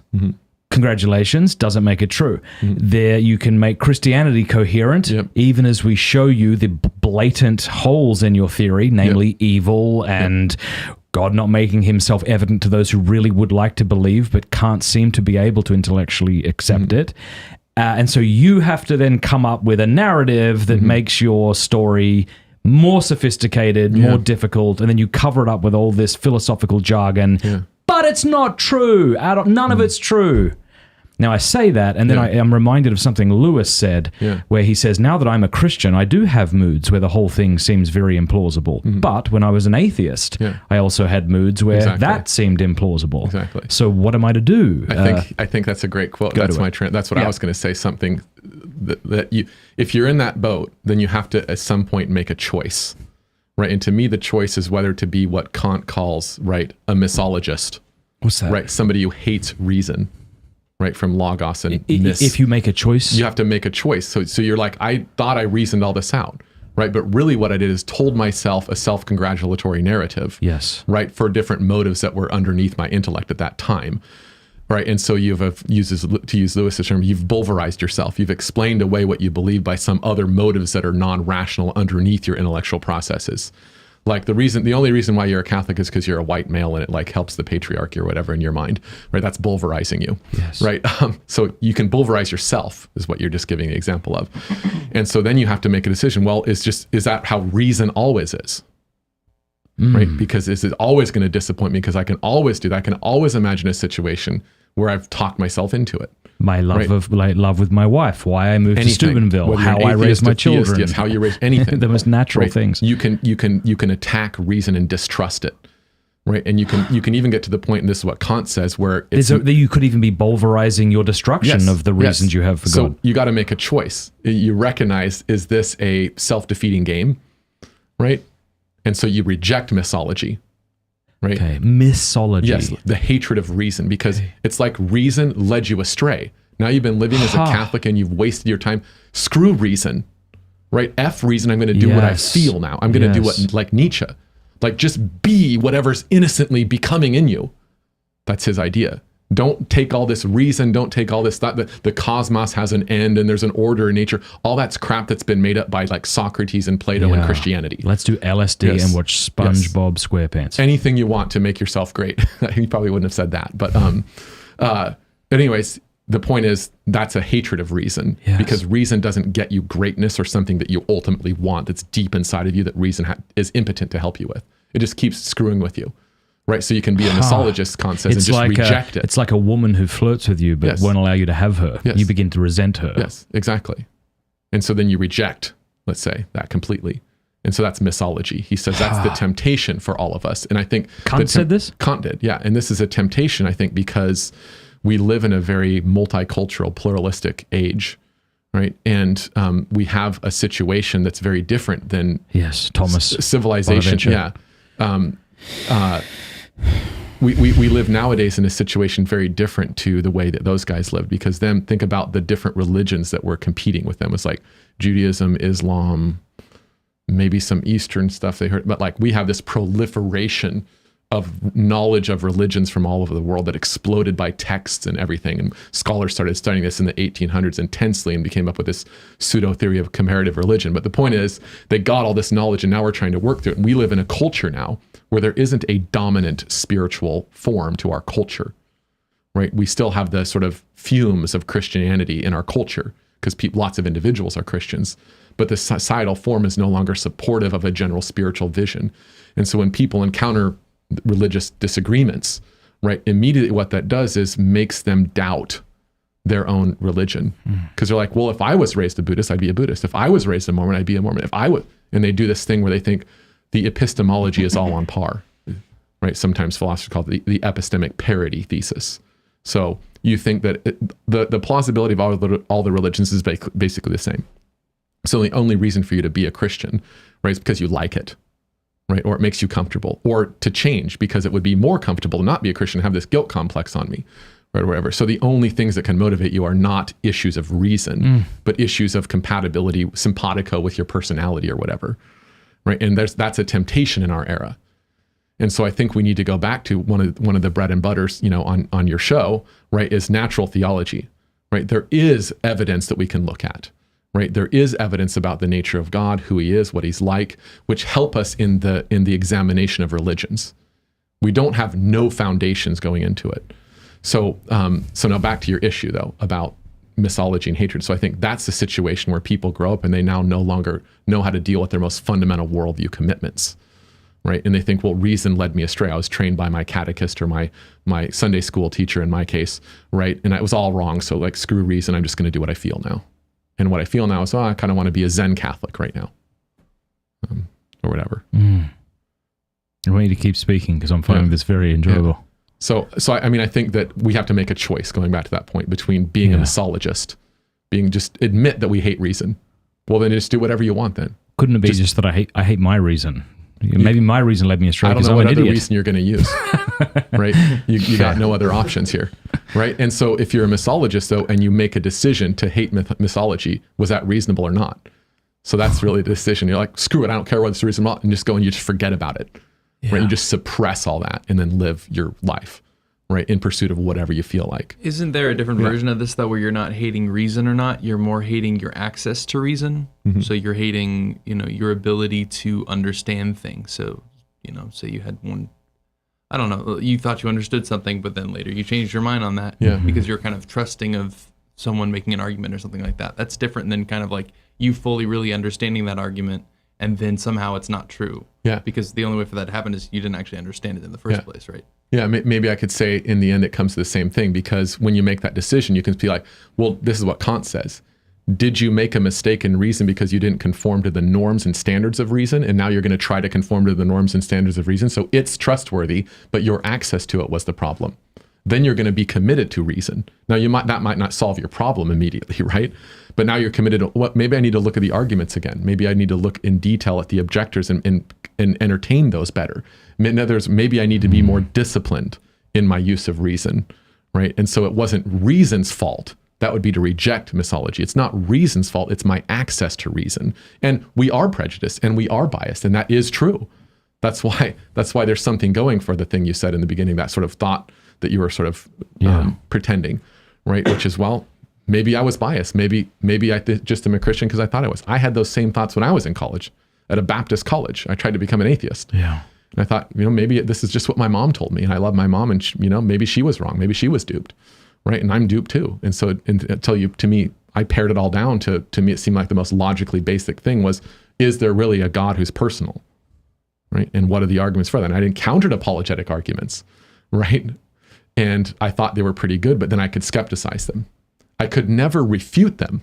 I could never overturn them, but there's plenty of objections and other experts that are atheists and agnostics, even good people that are atheists and agnostics, that you're like, why don't they believe this is so? It must just be my bias, must be. So then you start thinking that, right? But then, I think the inquiry at that point, it's multifaceted and multi-level. So natural theology, a misunderstanding of it would be, it's just sort of these like pure abstract propositions put in deductive or inductive form. That's sort of like maybe old school natural theology, maybe in the Renaissance or something like that. But now it's natural theology includes all the disparate facts of experience, that personal encounter you had with God when you were in that suit and you knelt down. Well, that's something you have to deal with. Also the arguments from the five ways. Also Anthony Kenny, who was an intelligent, amazing philosopher, like rejects this. Why? So these are all disparate facts you put together, and natural theology is more like the explanation for all these facts. Like Sherlock Holmes, the guy walks in his office, right? And he's like, he sees the Masonic pin, his left hand's bigger than his right hand, he's got certain dirt on a certain kind of boot, and he puts all these disparate facts together to say, okay, I know why who this guy is, where he was, and what he wants me for. So he puts these facts together, which are disparate. That's not like an inductive or deductive case to get to his explanation, but it's a path of rationality. So the reason I brought that up is because in my own case, I saw all the like kind of clear propositional arguments laid out right in order. But then there were lots of things that could skepticize all over. But something I couldn't get rid of was my own experience of God. And I could skepticize it. I could say, well, I'm projecting God, right? Because I was raised to think there's this God, so I'm projecting it, right? Sort of a Freudian thing or something, right? So bulverize myself, right? But I could also say, well, maybe not. Maybe it is what all these apologists are saying. So I'm in this like completely agnostic position. And so then I had this experience where one of my friends, he said, one time he ran into me and he said, hey brother, where's your joy? And I knew that there was something about my life that was up. It wasn't just my intellect, like in this sort of abstract thing, trying to figure out this, something about my life was up. So something deeper, like maybe my will, right? Maybe I'm bent or not untwisted enough, right? And so then by friendship and love, right, I eventually said, okay, and that got me back on track where I saw different arguments. I was able to overcome certain objections, and I can only explain that as a movement of grace.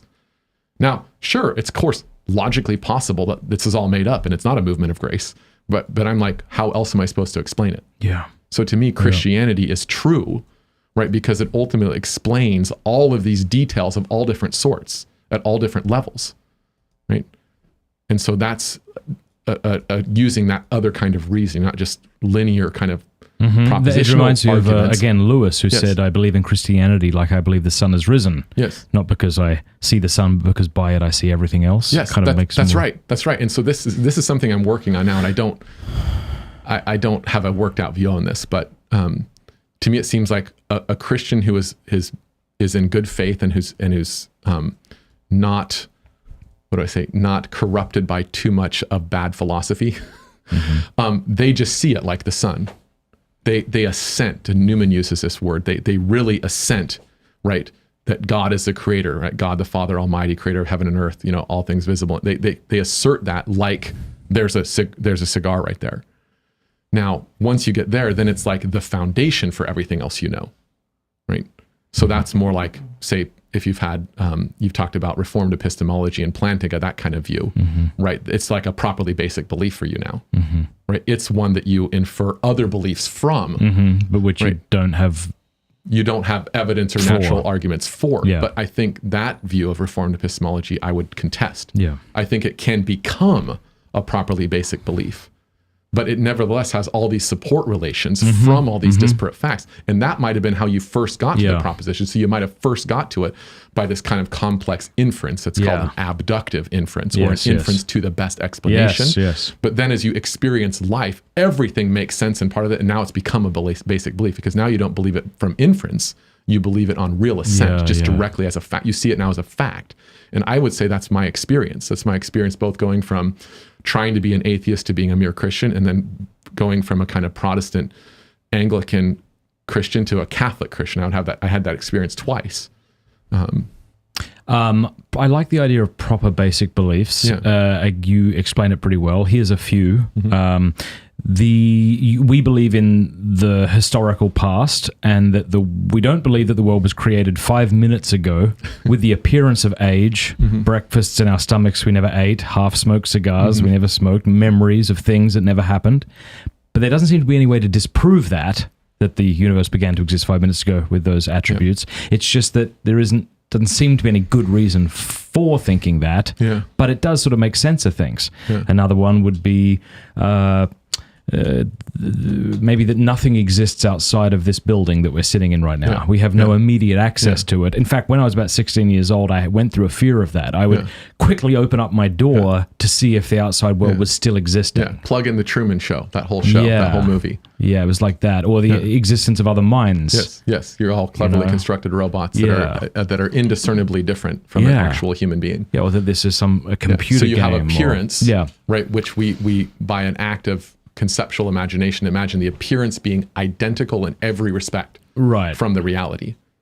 And so then I could just substitute reality for substitute and go back and forth, and it would the appearances would be identical. Exactly. And yet, but we do have these beliefs. So you could even argue me into the ground, right? That this is actually a simulation that you're in, and I wouldn't know how to respond to you. But at the end of the day, I might say, it doesn't seem like that's true. It seems, and I don't have any good reason for it, that reality is, as it appears to me, basically that you do exist, that the outside world exists, that the universe did not begin to exist 5 minutes ago, right? Solipsism is false. The idea that I'm the only one who exists, that just seems false, even though you can come up with a good argument or one that sounds good for it, perhaps.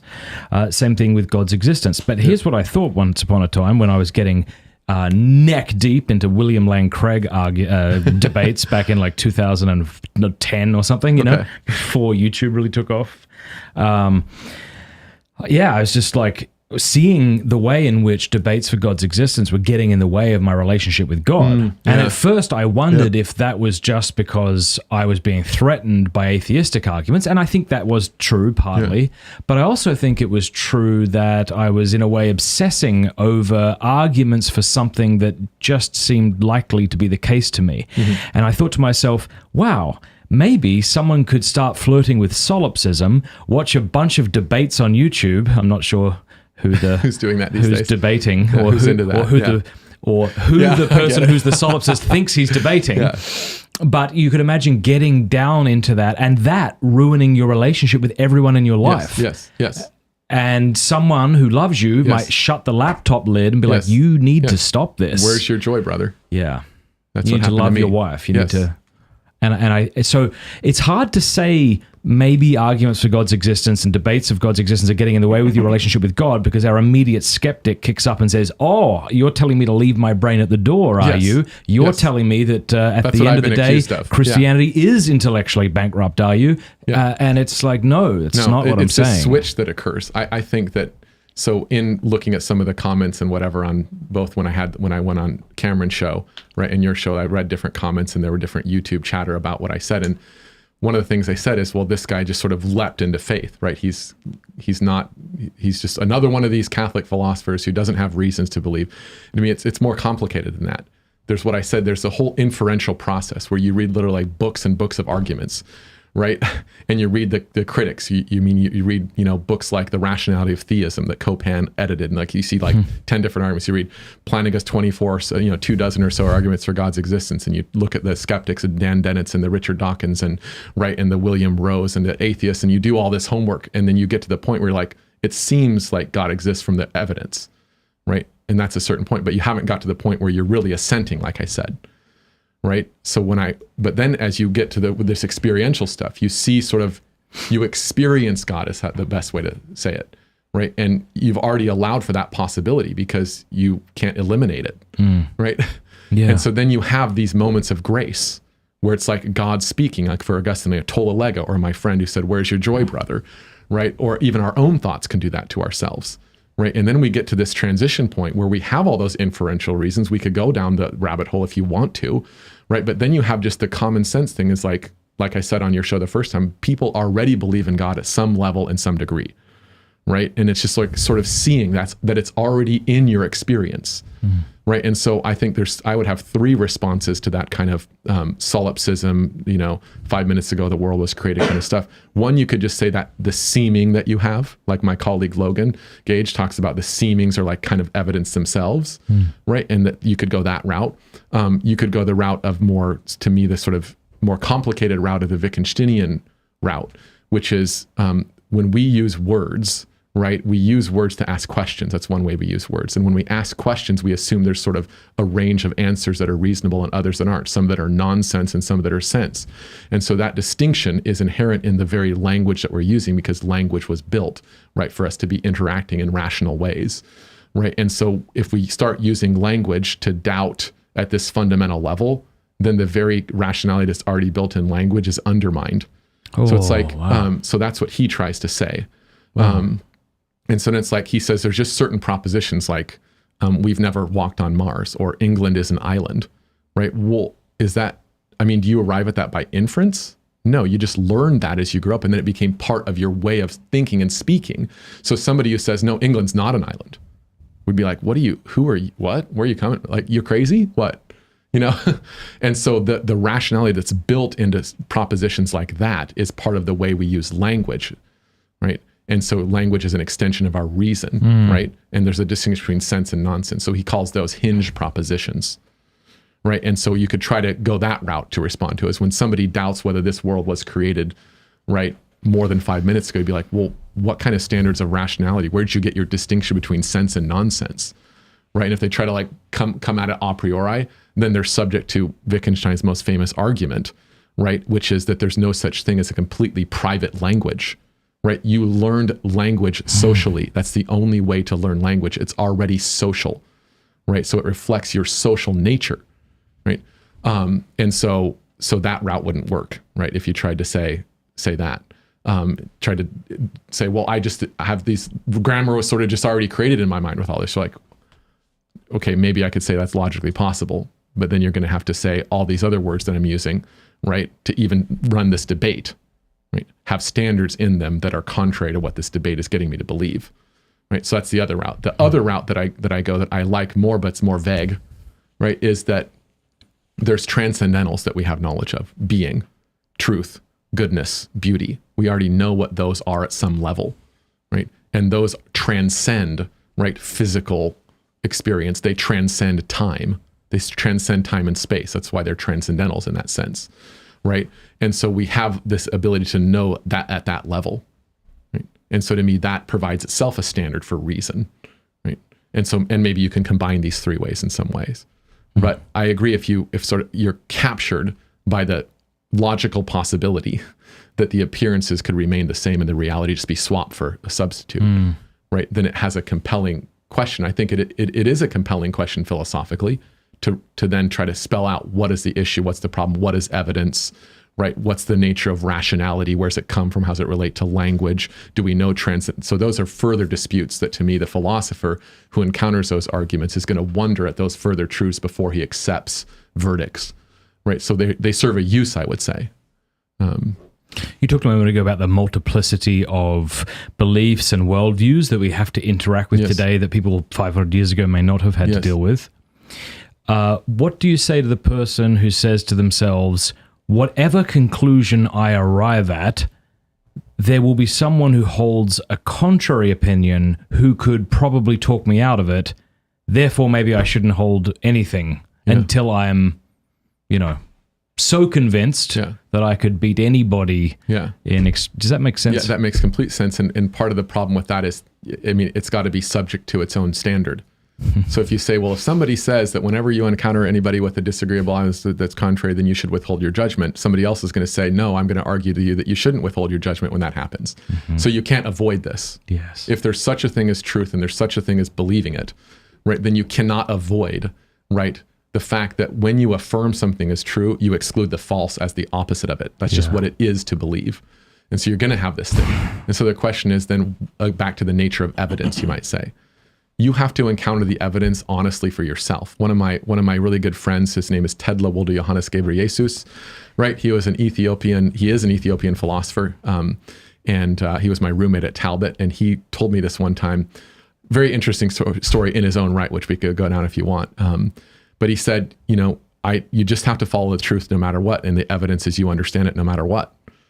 And that's, you have to be true, right, to yourself in that regard. So that's the Socratic, right, exhortation. Know thyself. It's by knowing yourself that you can discover the truth. And knowing yourself means, I think this is really true, and I think this is true because of X, Y, and Z. And I think that even though that guy's really wise, I just don't see why that's true or how that's true. And I've just got to be honest with what I see now. And that matters. Even if you're wrong, it matters. And so I remember when Richard Swinburne, a famous Christian philosopher, came to my master's degree at Biola University at Talbot School of Theology, he lectured for 3 weeks. And the very first lecture he says, are you willing to follow the evidence wherever it leads, even if it leads to atheism? Because that's the right attitude. And I think he was right. Or like Aristotle says, doubt is the beginning of truth, right? It's the beginning, not the end, right? So I think we have to just be honest with what we have in front of us now, what we think at all levels, right? And so I think that think of it this way, your soul is this big an interior castle, okay? It's a huge reality, as Dallas Willard used to say. He said it's you could talk about your soul all day without stopping if somebody asks you how you're feeling, and you could just talk about it forever. It's that big, right? So we don't think of it as this like tiny thing inside of my skull or something. It's huge, right? And so that itself has realities in it at all different levels. So call that the investigation of that right, the introspective way. And the introspective way, of course, is part of the journey of the mind to God. So we have the outside stuff, right? Start with creatures and all them and how they work and how they're vestiges of God and how they can lead you to believe at least minimal things like there has to be something more than this dependent physical stuff for there to be this dependent physical stuff, right? So there's like the world is, as Willard says, ontologically haunted. You can't just be a physicalist down to the ground. That doesn't make sense. But it doesn't get you a personal God yet. So you can start with the external way, right? The extroversion out here. But then you get into your own soul, its nature, how it works, right? And then, of course, everything that can be in that, which is all your experiences, all the evidence, right? All the things, all the conversations, the little things that aren't explainable except by Christianity, or that all these little things are all in this history, right? How to understand the rise and fall of nations. This is all in your soul, and you're trying to make sense of it. To me, that being honest with yourself is taking account of all of that as much as possible and being honest with what you know and what you don't know. Gosh, it sounds so overwhelming. You can see why someone's like, I'm just going to go home and get drunk. Well, I'm a philosopher, so I hang out here all the time. But I think that people are right to ignore certain conversations.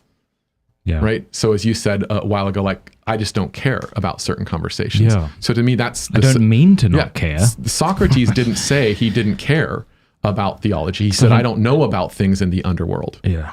I don't know about that. And what makes me wise, if I'm wise in any way, is that I say I don't know that stuff. Yeah. But what I do know is it's wicked and shameful to do a wrong thing. Yeah. I do know that. Right. And I do know that we should always obey our superiors, be they gods or men. I do know that. Right. And so he had a certain realm of knowledge he was confident on, and he said, and we need to practice philosophy, which is being willing to stand, right, on your ground when it concerns matters that you do care about, which is what am I going to die for? Sure, maybe there's aliens, and that's a fascinating discussion, right? But what are the issues that I'm going to die for? Right? Those are the ones that we definitely should care about, and other ones maybe we shouldn't. Right? We should put a priority list. And if people are working and people aren't scholars and people aren't philosophers, well, they have to prioritize.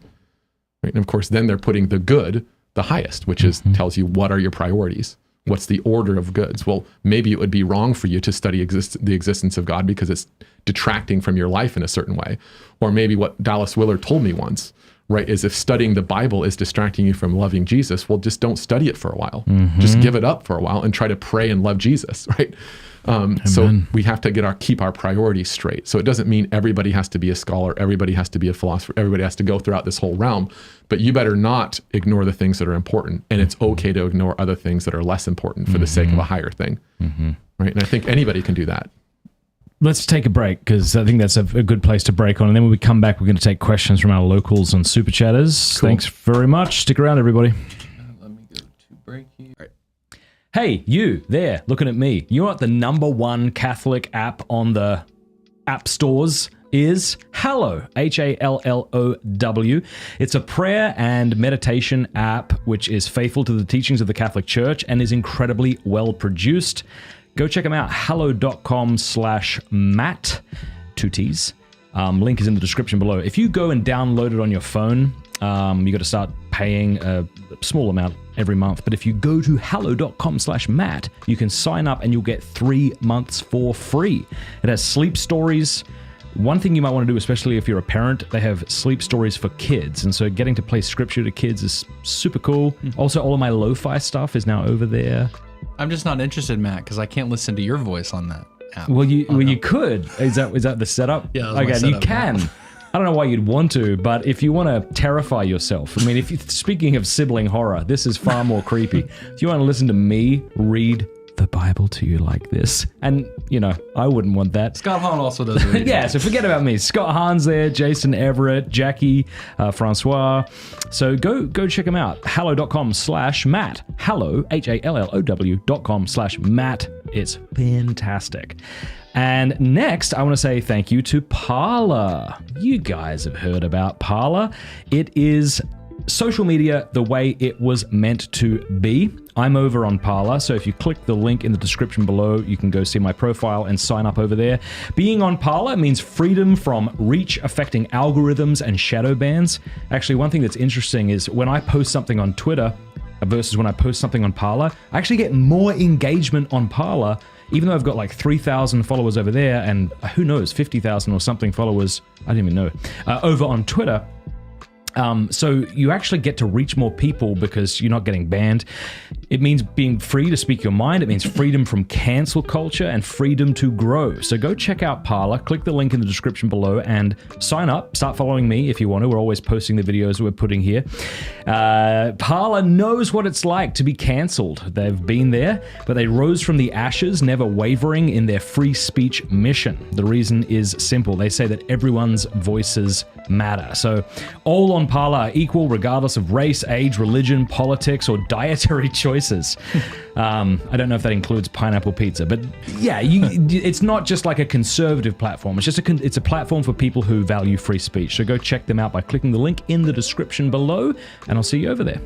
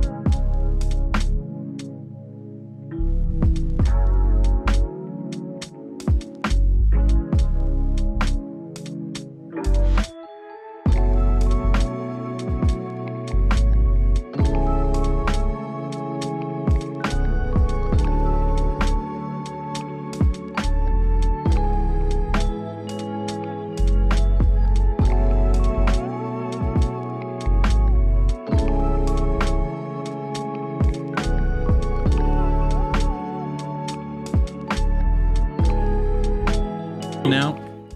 But yeah, I think that's the thing that I love most about Plato is that there's really no way to understand Plato, at least to my estimation, unless you read his books.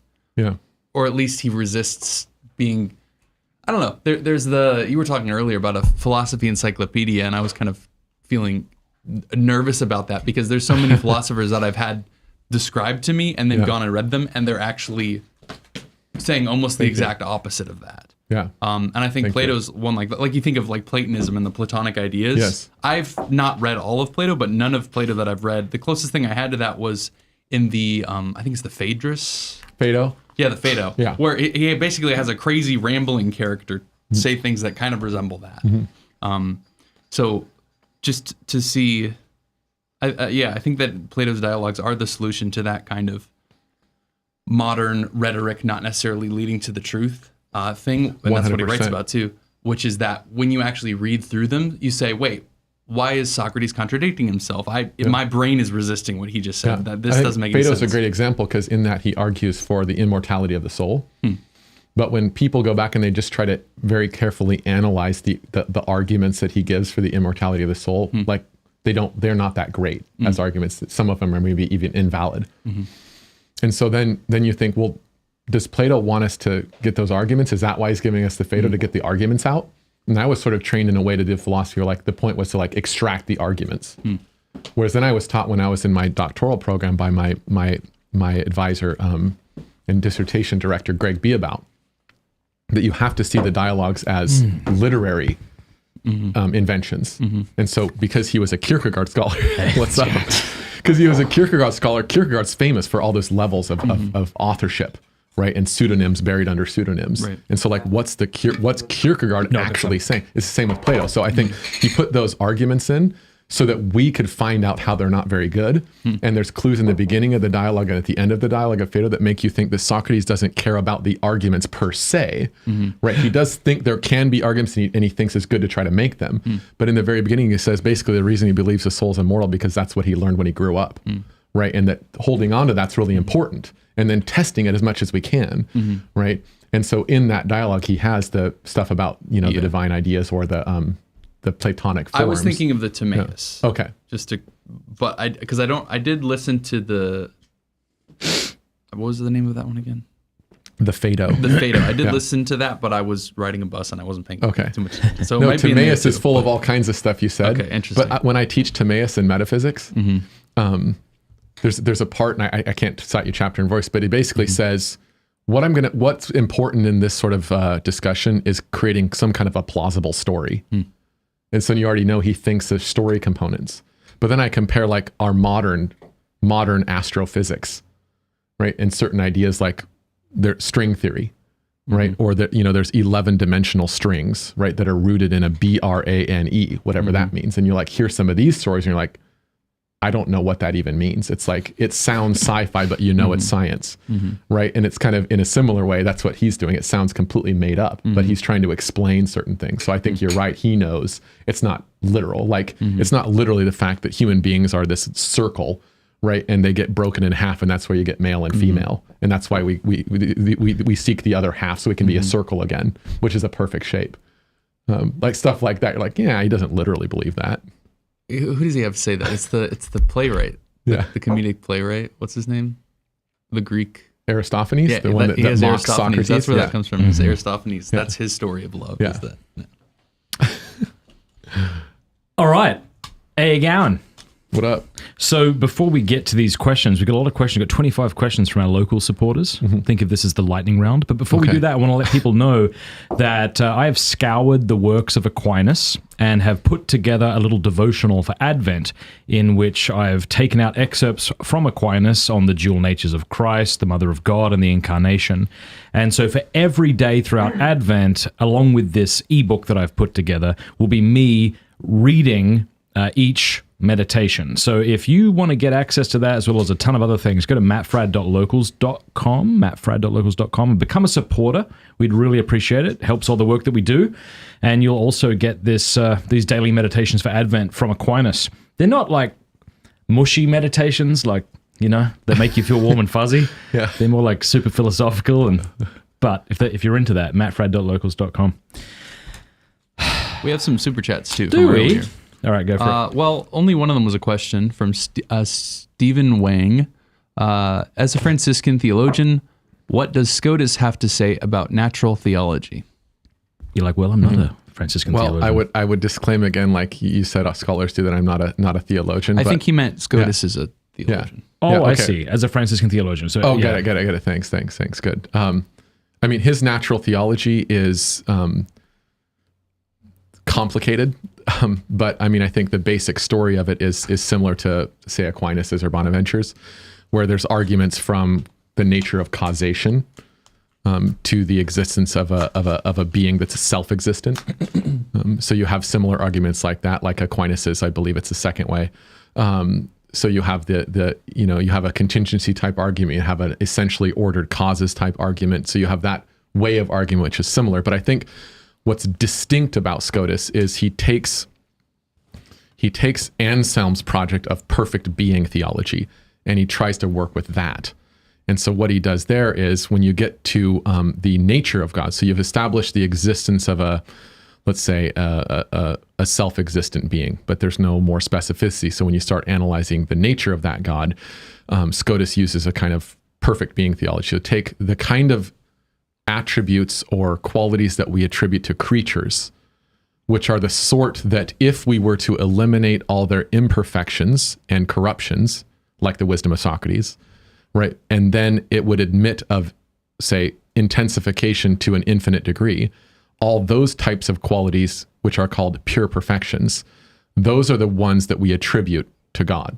And so now he has a kind of program of how to get different attributes for God. Now, he also thinks there's an order to those attributes. So does Aquinas, but they differ, again, on which the order of those kind of attributes. For Aquinas, the master attribute is simplicity. So once you get that, then you can move to the other attributes and explain those and understand those as kind of like the centerpiece of his natural theology. Whereas for Scotus, the centerpiece is God is an infinite being. And he has a very distinct way of thinking about that. And that's how you get how you understand or derive to a degree the other attributes. And so they both have a group of attributes with a master attribute, right? And they think that you can get to a fuller understanding of God's nature. But Scotus takes the attributes as pure perfections, and those are the ones we attribute to God. And first, we attribute to an infinite being, which is sort of his master concept. So that's how I would answer that question initially. All right, that's all we're going to get time for is initial responses. I got 25 more of those, which is very difficult when you're talking about really difficult philosophical discussions. How does Scotus do natural theology? Answer. Do you mind if I start doing some locals and you can get back to those, if that's okay? Yeah.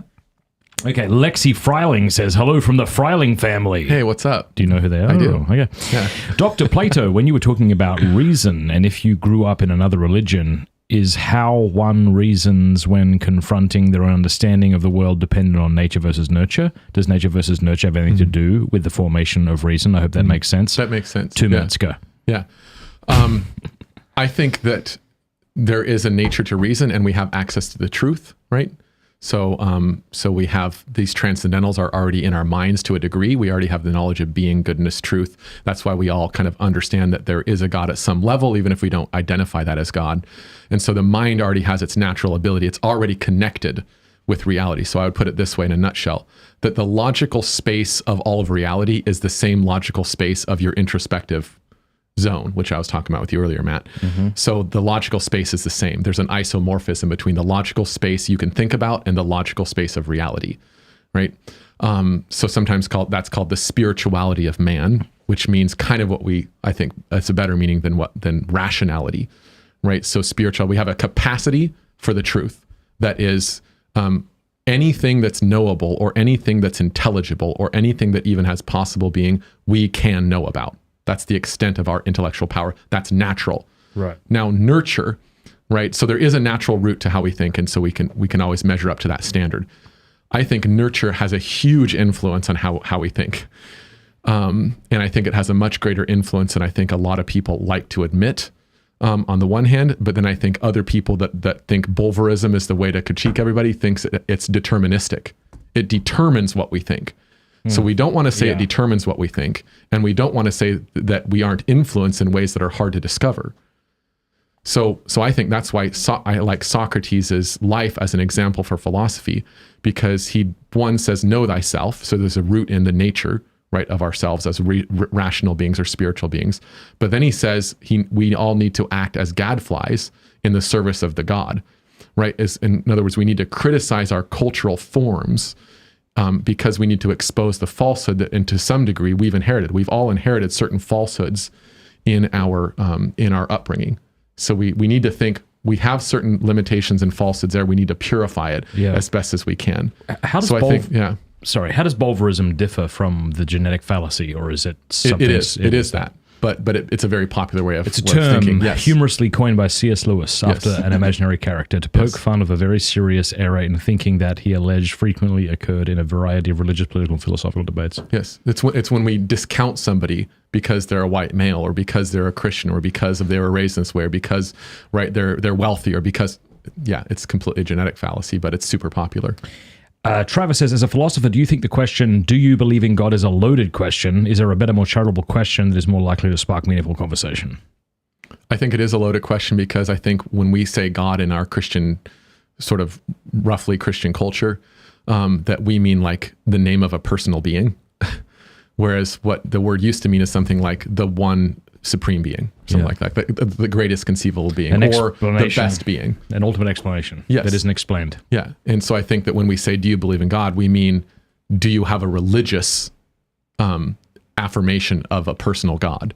Mm-hmm. And that puts people off. Whereas I think the right way to go at it is first, like, let's see if there's a non-natural reality that's beyond what we understand to be physical. And if that's the case, then I think we can go forward and then say, well, what's that reality like? Is that reality personal? Is that reality not personal? Is that reality mind-like? Is that not mind? So you start more modestly. That's really good. And work up. Otherwise, you're making several jumps, at least in the hearer's mind, when you say God. So maybe the mnemonic device to remember that is on the 5 ways Aquinas always says, and that's what we call God. Right? So if you start out the question of what we call God and the person isn't in your we, because they're not Christian, or they're agnostic, or they're atheist, well, it's putting too much pressure on the beginning question. Yeah, that's a really good answer. Marcus says, what would you say to those who would cite Palamism as a better view than Thomism or other medieval philosophers and theologians in preference to those of the Orthodox? Are you privy to the Palamism simplicity debate? To a degree. So I think that in the 1400s. So this is where my friend Jared is really important. His work on Bonaventure and the Trinity is that the Franciscan way of understanding through Bonaventure, right, is and Scotus after that, is by the time you get to the 1400s became of great interest to the Orthodox, because the Palamites were being targeted by the Dominicans, and the Dominicans wanted to crush the Palamites, right, because they're knights for the truth, right. But Pope, I think it was Eugene IV. I could be wrong on the person, but he came to the aid of the Palamites in a certain way by saying, "Hold on, right? The Franciscan tradition thinks in a way that might be how we can understand and incorporate and assimilate the insights of Palamas, because of their views." And so then there was a guy named Scholarius and Father Christian Capes knows all about this guy. Yeah. And so this guy started going around to all the studia of the Franciscan studia, like the schools of Franciscanism, and getting all their texts and learning about it. He also learned about Aquinas. So he was this like avid Latin lover, even though he was an Eastern guy, right? Greek lover. And so he agreed with Aquinas as much as he could, then disagreed and liked the stuff the Franciscans were saying. Yes. And so I think that Palamism is not this evil, horrible thing if you see it as compatible with the Franciscan tradition, which is the opposite of an evil, horrible thing, right? But is a beautiful, wonderful part of the Catholic tradition. And so I don't think we need to be afraid, right, of like the essence energy distinction, right? Or there being sort of a kind of complex view or a subtle view of the doctrine of simplicity. I don't think we need to be afraid of that. I think we need to be careful and we need to do our work. But I think in the end, it's not something to get our ideological, hair up about. Yeah. If people are interested in this topic, they can search Palamism on pineswithaquinas.com. I've done a couple of interviews even with a Dominican who defends the coherence of Palamism and simplicity. Cool. Ask Dr. Plato if he had a college-age Bible study type group with kids from multiple places in education. homeschool, public school. What would be a good intro or catchy ways to introduce philosophical topics to them? What resources would you use? Okay, so wait, how to introduce kids to philosophical issues? Was that the question? If you had a college-age Bible study type group with kids from different, public school, homeschool, what would be a good intro or catchy ways to introduce philosophical topics to them?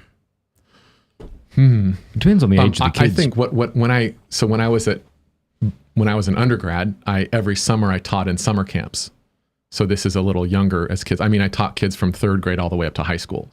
But one thing I did with the older kids, like maybe middle school and up, I did it with some younger ones too, but I role played. So especially if they're already Christians and they're raised a certain way, then you role play, you pretend like you're not a Christian and you ask honest questions. And so that engages them to respond with reason, right? Not being able to help themselves to certain terms. Yeah. Like grace. I mean, what's the word grace mean to somebody who's never been raised Christian? That's like a weird word. It's not a normal word. Here's something I've done with a group of people before I gave a talk on logic. I would they would all stand in the middle of a room, and I would say, okay, that side over there, let's say the left side is the affirmative, and the right side is the negative. And I'm going to make a statement, and you go where you That's a good way think too. the truth is. And then I'll start with something pretty easy, like Chick-fil-A is better than McDonald's, right? Beautiful. And so then everyone will go to the affirmative side, so it's not a great example. But point is, at that point, someone from each side can make the case for why Chick-fil-A is not better than McDonald's. And at that point, people are free to trade sides. And then you also have people in the middle who are kind of choosing to refrain. It's just a nice, easy way to get... I think that's great. And I think what both those exercises have in common is that they're engaging the student in the dialectic, the give and take of reasons and objections. Because what I think happens in a lot of religious upbringing is we just hear the answers. And so then when somebody comes along and gives objections, it crushes us, as opposed to you gave them the objections and you gave them the counter objections and the counter objections, and they've got this articulated dialogue back and forth. And so you start them in, I would say, using their creative imagination, or I called it earlier, your conceptual imagination. It's not picturing things, but like imagining responses and imagining reasons from a different point of view. I think that engages the philosophical, one part of us philosophically. I would also say read poetry and reflect. What's that? I would also say read poetry and reflect. Yes, good idea. Right, so you engage not just the dialectical thing, like the give and take, but like the depth dimension of reality. You're trying to understand the depth of things and not just why to believe things. I think both of those would be good. We have a super chat here from John Mott who says, what's up, John? Do you know who that is? Yeah. Do old people deserve respect? No. Next question. Is it... That's honestly his question. Yeah. Do all people deserve respect? I mean, I think maybe he's talking about in this kind of dialectic where we have people that we disagree with or whatever. I think to a degree, I think if we're all practicing, common decency. But one thing I noticed that my old mentor, Doug Guyvett at Talbot, I watched him discuss things with students. And when there were students which exercised a kind of pretense, right, or they tried to catch him in certain ways, he's smart enough and ahead of them logically, so that he would call them out morally in a discussion. And I used to never do that because I thought maybe I had a kind of overly tolerant view of respecting people. But I think he actually did respect the person. How would he do that? Right, so he would say, like, you're only saying this because you think this, and that's why you're doing that. And so you need to admit that that's not a good motive. Right? But if you want to ask your question honestly, I'm right here to hear you. Yeah. Like he would call them out morally, and he would do it in a loving way. It was very respecting calm. people can entail calling them out. Yeah, respecting people can include reproaching them. Yeah. And I find Socrates is also a model of that. Because he says, as I was telling you, Neil, like in those dialogues, he'll tell Callicles or other people, you don't believe yourself. I know that you think that there's higher goods than wealth, honor, and reputation. I know you think that, even though you just said the opposite. You've lied to yourself. Wow. And so I think respecting people includes, right, calling them out at the right moments. Yes. Right. But that's with the right attitude in the right way. It takes prudence. Yes, you don't want to shame them. No. You don't want them to be embarrassed and then so double down. It's not carte blanche to just start being an asshole. Right. Can that be so I don't know if I addressed John's question, but I think so. Is it possible to prove God's omnibenevolence using philosophy?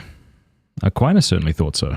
Absolutely. I mean, I think that's the best concept to think about God to begin with, right? He's the good, like that's Plato, right? Like the good, right? That's what we're all looking at. That's the source of everything, right? So I think that if we think of God as a being, right, who's perfect, then I think we have to attribute to him all the kinds of perfections, which could be, all the great making properties, which we could imagine to the maximal infinite degree, and one of those would be his goodness, right? And so I think it would come along with trying to argue for his perfection, or being the fullness of being. If God is, this is the way Bonaventure puts it, if God is, right, then God is the best, right? I mean, because his being is infinite and perfect, right? So he's got to be the best, or the goodest, as it were, right? He's got to be the highest. That's what it means to be supreme deity. Do we have any other super chats that I've missed? Yeah, there were a couple. We have one from Xavier Jimenez, which I think you already answered, which is, can you talk about Palamism? Yep. And the essence energies distinction, its place in the Catholic Church, and being a bridge from Thomism to Palamism. Yeah, we kind of did that. I kind of already addressed that. And then just some just donation ones.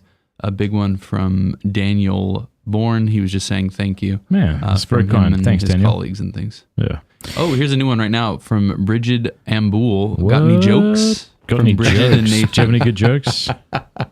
Hi, guys. I'll tell you Peter Crave's joke. He told me the other day, which people have heard if they watched it. It was very funny. I thought it was funny. So this man walks into a bar and he's got a banana sticking out of his ear. And the bartender says, mate, you got a bloody banana sticking out of your ear.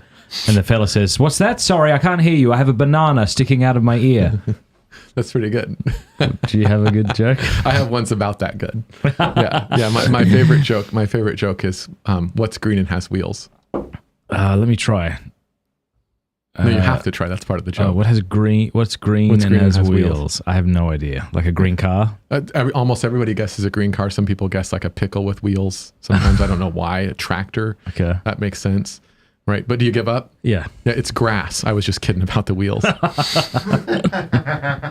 Just like, I love that. I have a whole series of light bulb jokes, but I don't know if I should spend that time on that if you. Yeah, well, are they worth spending time on? I guess that's rather. Well, here's a good one. I like this one. Right. This is a shout out to all my new polity friends. So how many government workers does it take to change a light bulb? I don't know. 5. 4 to form a committee and talk about it, while the 5th guy screws it into the sink. That's very good. That was I think that's number 3 on the build up to the final one. Okay. And again, maybe I think this is funny. Let's do it. So the final light bulb joke of the 4, I only did a couple of them, is how many surrealists does it take to change a light bulb? I don't know.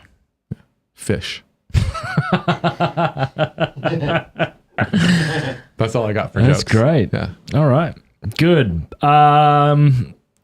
Is there an explanation or reason as to why we need or cannot be without an institution that can teach no objective truth?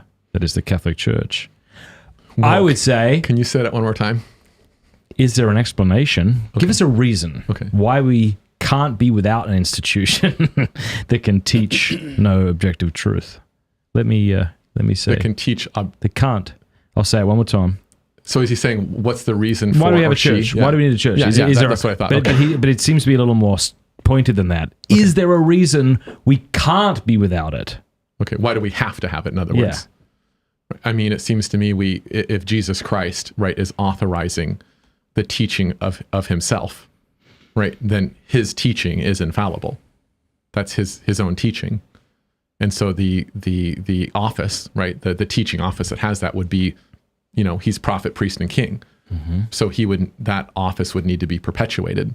Now, what are those propositions? I mean, that's a complicated question, but I think at a surface level we can get that, right? Obviously, Scripture inscripturates a lot of that, right? But that came through the apostles and came into the church, and the church validates that. Mm-hmm. And then there's the various ecumenical councils and other levels of statements and blah, blah, which gets complex quick.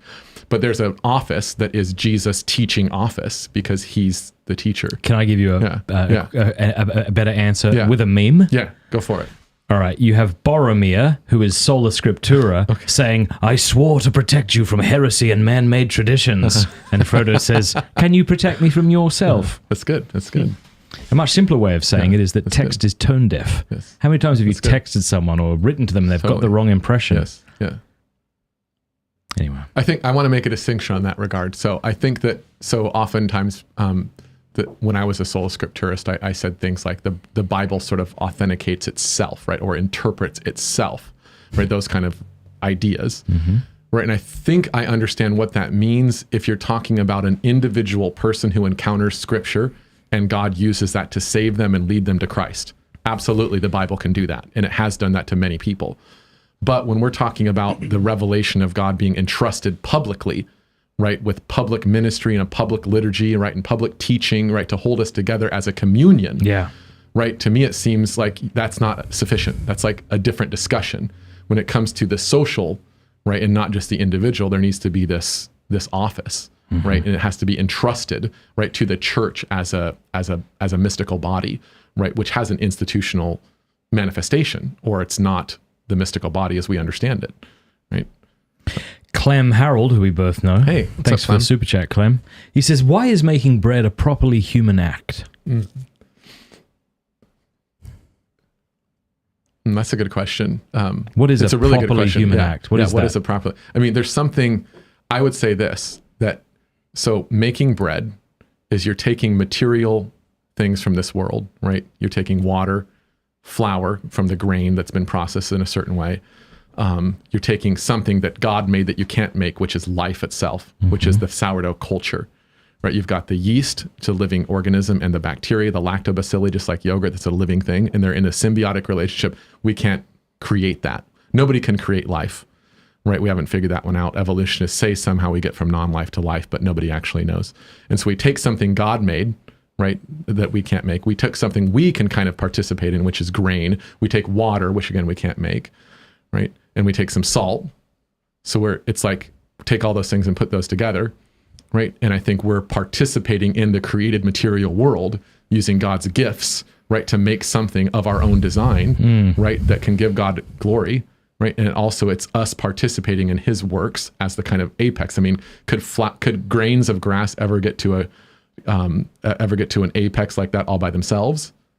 No. And then of course you have the idea of bread itself being what's transubstantiated, right? Yep. That the appearances of bread. So I think even in higher, so naturally it's we participate with God to make bread, and then supernaturally, right, we have the whole sacramental ministry, right, uses that substance. Follow-up question. Yeah. Is it a properly human act to make bread on Minecraft? On Minecraft? You can make bread on Minecraft? Yeah. Okay, I didn't know that. No, that wouldn't, if it's not actual bread with actual yeast and bacteria in it. No, it's not. What it's if the just a bread simulation. you make is a simulation of what's being done on Minecraft? Then I'm a monkey's uncle. Okay. Isabel says, does he have any kind of philosophical approach to parenting? To parenting? Oh my gosh. No, not particularly, but I do. I do talk with my son very philosophically. He really likes that. He really likes logic and puzzles. Yeah. And I think that engaging children in great questions, where they're both the kind of puzzling kind and interesting kind, and kinds like, I remember one of my friends, Jay Hawthorne, his son, when I went over there one time, he was talking about his son, and he asked his son, do you know anything that's not physical that exists? Because God is not physical and he exists. And his son clapped his hands and went, that feeling. I mean, this is like, I forget how old his son was. I want to say 6, something like that. So like the feeling, the sensation, the quality of that experience was non-physical. What an interesting. And so, I mean, I think when we talk, this is my view of parenting, this doesn't tell you how to do it, but if you talk at a higher level than your kids can understand, they pick up so much language, and their mind is getting smarter and smarter and smarter. If you just talk articulately, I try to speak with the highest vocabulary I can until they need me to clarify. And we listen to audiobooks a lot. Yeah. And they listen to like, Winnie the Pooh and Wind in the Willows and The Lord of the Rings and Narnia. And they have vocabulary and understand at a very high level. So they're like educated just by the vocabulary environment being high. Right. Here's another thing I like to do with my kids, which gets to the same point, is the game 20 Questions. Yeah. It's an excellent game. Yes. It's a very philosophical game. It's a game of deduction. So you come up with an idea. You might think of an elephant, and then your child has 20 questions to figure out what it is. And so, of course, you start categorizing from the outside in. And so a bad question, a bad first question is it grass? Yep. Far too specific. Yep. So you have to start very general and then work your way in, and kids learn that quickly. Yep. I remember I was playing this with my son Liam, and then he did one. I could not for the life of me get it. He was thinking of blood vessels. I'm like, dude, it can't be that difficult. Anyway, parenting is very difficult. Parenting is it is definitely a crucible of sanctification, because you realize that what Chesterton said, like, your students don't learn what you teach, they learn what you assume when you teach. So kids don't just learn what you say, they learn about life by your behavior. They copy you in every way. And you, like, they do certain things that are bad, and you're like, it's like a mirror for yourself. And so I guess my only practical advice would just be to be very humble and to thank God that he knew ahead of time that you would be a broken instrument, but he's going to use it for good anyway. And to be forgiving of yourself, but realize that it's ultimately your character that is going to teach them more than anything you can say. This is a very good question. That's scary, here. And I've thought about this question before too. Looking forward to your answer. Father Bolts asks, are a person's particular parents the necessary material cause, i.e. particular sperm and egg, for their existence? Or is it ontologically possible for a person to have different parents? In other words, and I know you know this, but just so I can flesh it out, if your parents didn't exist, is it possible that Alex Plato, the man I call Alex Plato, could have existed in a different body somewhere at some time? I guess I have conflicting intuitions about that. I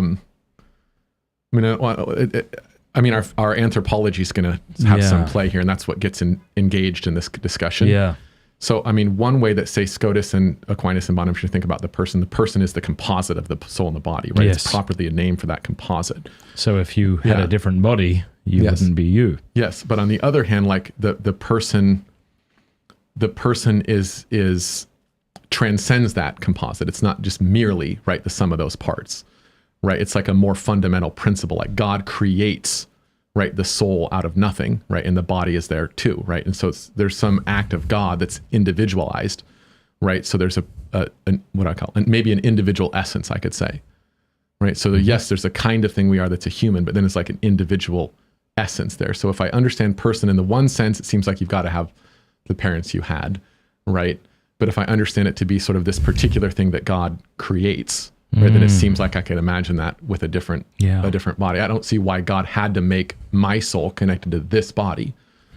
Now, I don't know. So I take it's the ambiguity of the idea of a person, right? So like maybe we could reflect on the separation of the soul and body, right? So when the soul goes, right, there's no body, but presumably, like if we just assert that survives existence, is that a person? No. So in one sense, no, right?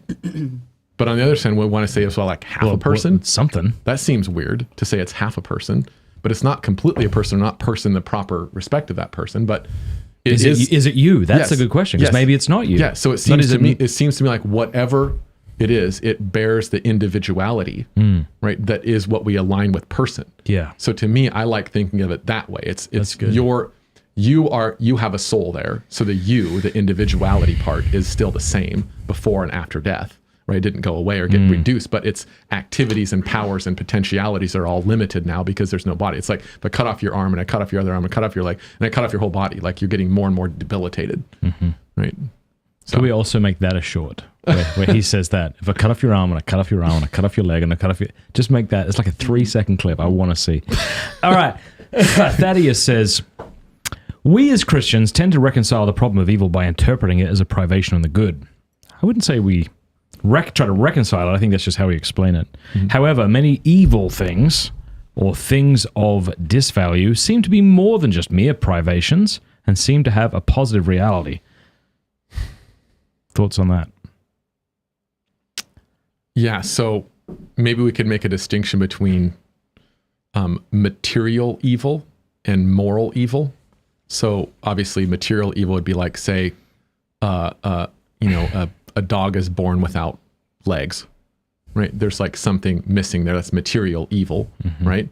And then there's moral evil, which doesn't have to do with material evil per se, right? But it's the lack. It's the will is deformed, right? The will somehow is not as it should be, right? So that's the thing that's lacking in what it should be. Now that's different than all other material realities, because if I'm right about the analysis I gave earlier of like the affection for justice and the affection for self-perfection are both part of the will, right? Then there's a part that in order for the will to be properly itself, it must be in proper relationship to God, right? Because God's the highest good that you love for his own sake. So if you don't love God for God's sake, then your will is disordered, right? And so that is a moral evil, right? So of course with other acts too, like when you prefer wealth to friendship, right? You've messed up the order of good. Well, wouldn't you say like with all evil acts, there's a lack of a good that ought to be there? So yes, if I do say that. So both material and moral, right? But then you could think about this when we say when an animal experiences pain, right? I mean, is that, let's say they even suffer from the pain. Maybe it's so painful they can't walk properly, right? Is that a positive evil? Some people would call it that. Right, because obviously the sensation, right, is like a physical reality in them, maybe electrochemical signals or something that affect their joints and stuff positively, right? And so then you explain the lack of their motion, right, of walking by this positive pain, these like neurological impulses that are out of control or whatever. So that looks like a positive material evil, right? It seems like the effects of evil press upon us such that they feel like a positive thing, though we can describe them as being a lack. So there's a lack of a thing that ought to be there, namely health of the body. But what results from that lack is something that feels like a gigantic positive thing. No, I think that's the case too. Like, I mean, my colleagues at Franciscan, Pat Lee and John Crosby, have a famous series of articles back and forth about this issue. Wow. So John is defending the view that maybe this questioner was implying that there's positive evils that can't be assimilated to the evil as privation view, whereas Dr. Lee's defending the view of the privation view of evil. And I'm more sympathetic with Pat's view, but I see, and John will talk about these sort of physical pain or psychological pain, right? It's more, it seems like you can't capture that reality that we're describing unless you use a physical positive, not physical, if you use a positive description. I guess I don't have a clear answer to that question, but it seems to me like you can explain it as a privation, right? Because you ought to be in a certain condition, which you're not having all this massive physical pain, right? And that could be the effects of other people's sinful, unformed wills, which are privations. Is it just the way that you're explaining it, you know? Yes. Like, because I think that like when you say like, what is evil? What does evil mean? I think a quick answer is it's the way things shouldn't be. That's exactly my gloss on it. It's evil is what ought not to be. Physical or moral. Exactly. So if a father neglects his children or he physically harms them. But if you give that definition, then all evil is going to be assimilatable to a privation. Right? Which to me makes sense. That's Anselm's understanding, right? And others as well. Right? Hey, you've mentioned your colleagues several times now. Why is Franciscan a good school that people should consider coming to? I mean, Franciscan is extremely unique. I mean, I think it has... Its sort of byline, right, is passionately Catholic, right, academically excellent. So I think you've got a really great faculty, right, in different departments, which are doing as good as work as they can at the highest levels, right. And so you've got a great faculty, and then on the other hand, you have the passionate Catholic. The faculty themselves are passionate. You know, not every single one of them is Catholics. There's a tiny percent that isn't, but they're friends for sure. They're fellow Christians, but you have the student body has this Catholic experience. Right, a Catholic life. And I think making the distinction between, well, university is only about learning stuff, right, or university is only about the experience. I mean, obviously those are both false. Right, university these days is about both those things. And Franciscan has a unique Orthodox Catholic environment with a Franciscan charism, right? And I think that among the Newman Guide schools is a unique thing. It's a unique size as well. So it's not too small, right? It's not too big of a student body. I think it's a great size for the kinds of things we're doing. And so I think it's a great place to send your kids, right? To a safe place that's not obviously heterodox, right? It has some plurality of views, which is important, I think, as I said earlier. And you're going to get a great education in terms of the level of understanding and expertise. So. We just had Father Dave, the president, on a few weeks ago. Man, that was an interesting, wonderful chat. I mean, he's such a great guy. Loves our Lord. Absolutely. Doesn't love Lord of the Rings, which is very unfortunate. He doesn't love Lord of the Rings? No. I'm going to have to talk to him about Please that. do that. Yeah. Because he texted me the other day. He's like, I just flew home from Austria, tried to watch The Lord of the Rings, 10 minutes in, something like that. Gave Oh, up. he doesn't like the movies? Does Well, he like hasn't the read books? it. He's never read it. Okay. He sat in front of me across this table and went, for what's the guy's name? I'm like, Frodo? Maybe He I went, need to- Oh, yeah, I think that's his name. Maybe if I agree to make an audiobook for him, he'll listen to me for 20 hours. No, he would. Nobody so. should. But he's philosophical, so maybe he'll listen to a philosophical argument in favor of Tolkien. Kyle Whittington says, how do you, Alex, keep your humility, being both a philosopher and a basketball legend? Don't try to deny it. I saw the trophy in Abbe Alex's office. What is this? Does that mean?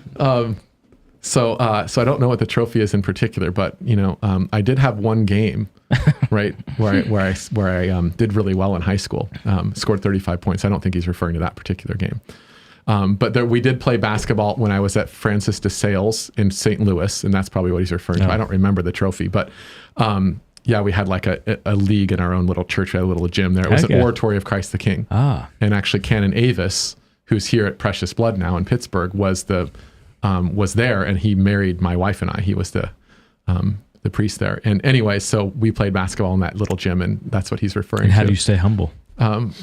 It's really difficult, really, being as good as I am, to be humble. Yeah.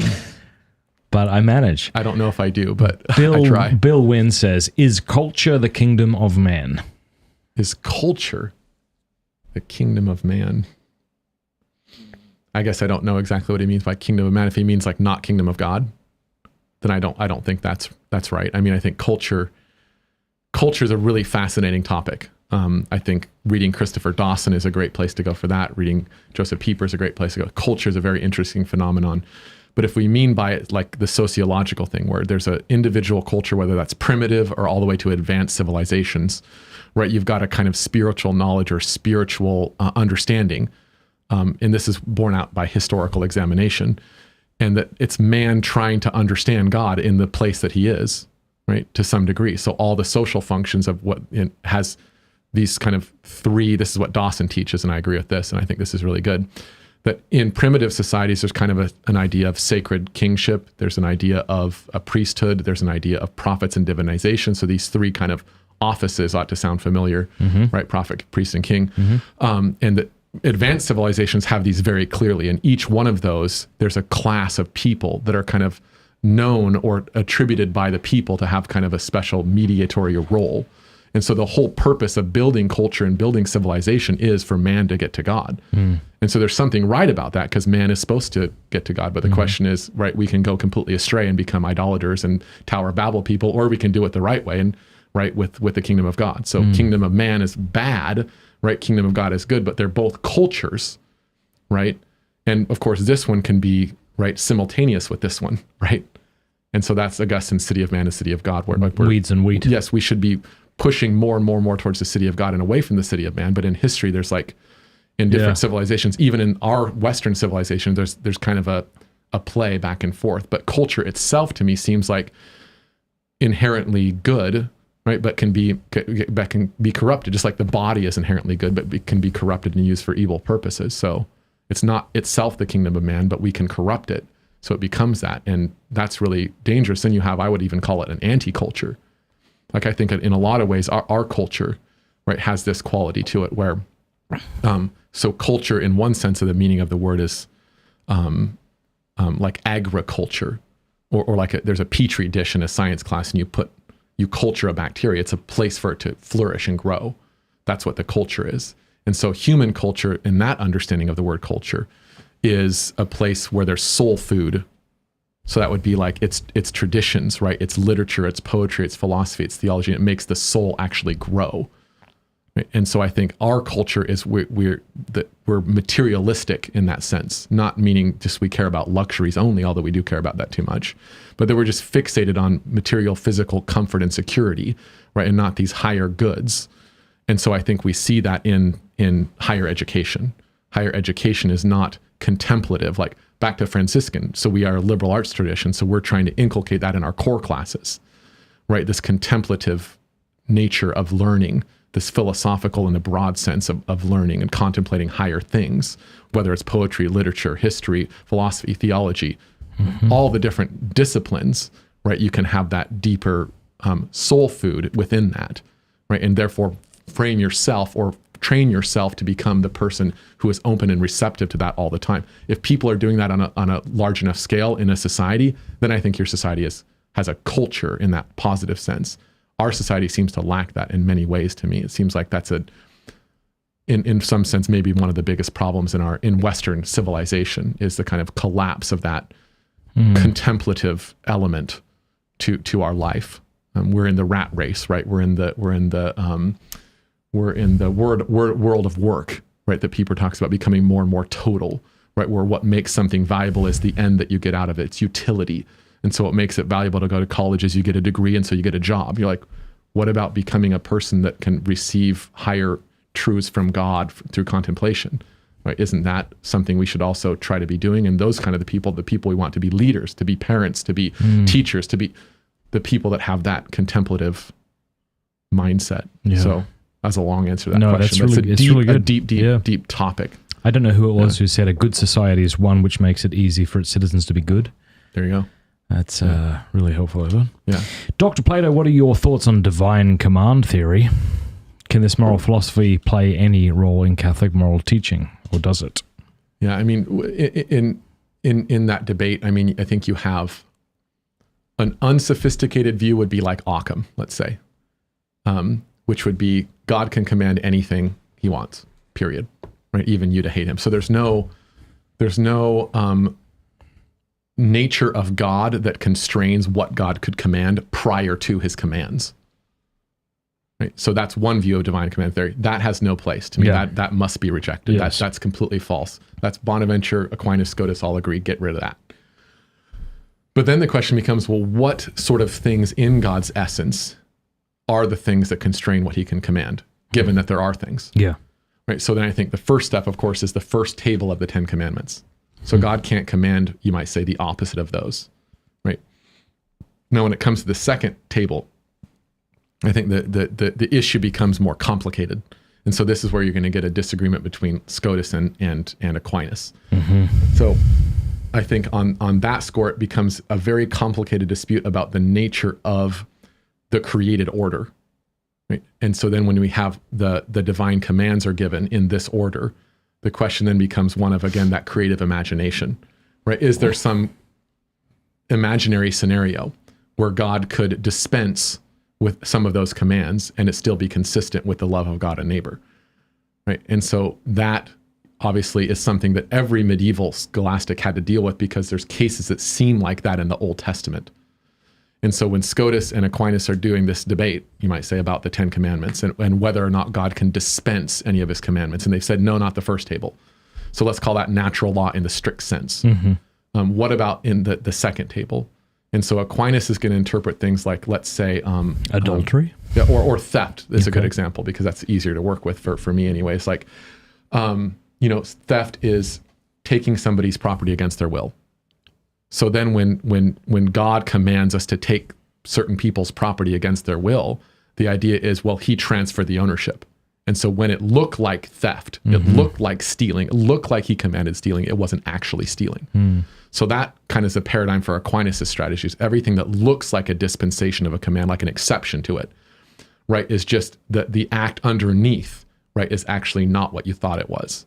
And that's the strategy he employs, where Scotus seems to want to say that with certain acts, right, like with Isaac, right, that when God commands Abraham to kill Isaac, right, he's commanding him to kill an innocent person.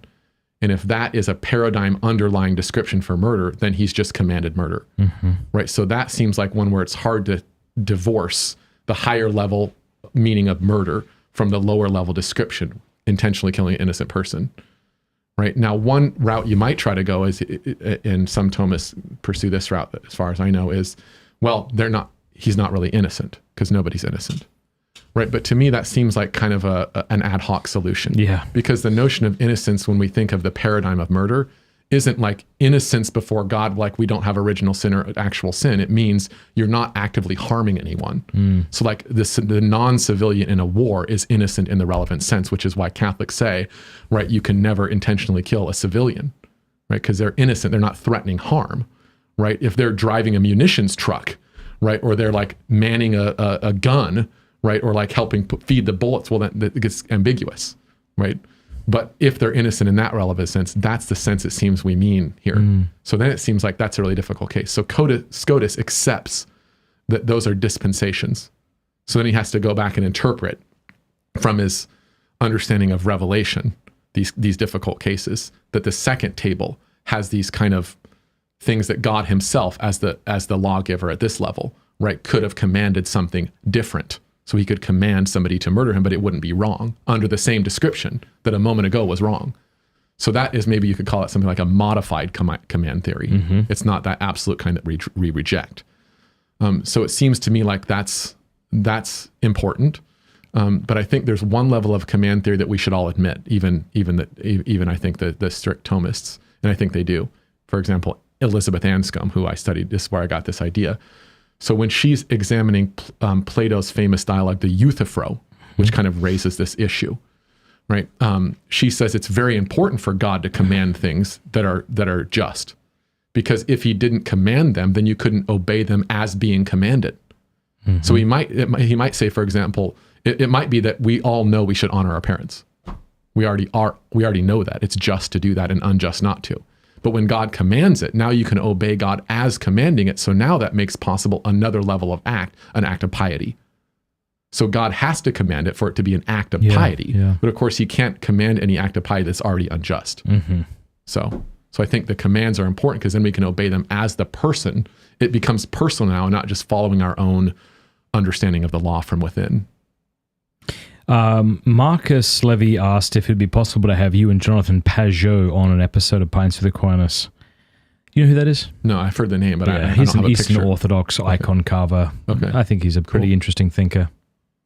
Maria Brandau really likes him. Cool. Please define this is the problem with doing a Q&A on philosophy. None of the questions are like, do you like red? They're always like, what is red, really? And then good luck answering that quickly. Yeah. I'll ask it. Do you like red, Dr. Plato? Actually, when I was a kid, that was my favorite color. Is it? Yeah.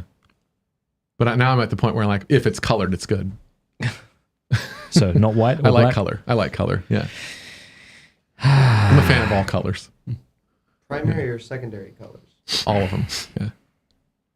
I still have a special place for red in my heart because, yeah. Now, you homeschool. Or Yes. your wife Yes. does specifically. Yes. Yeah. My wife does too. Yes. How to incorporate philosophy in homeschool, asks Haley Kaysen. You know, my wife really likes the homeschool educator and philosopher Charlotte Mason. Yeah. And so she's in a group where they read Charlotte Mason. I've read Charlotte Mason. She's a legit serious philosopher too, not just a home educator doing sort of practical stuff.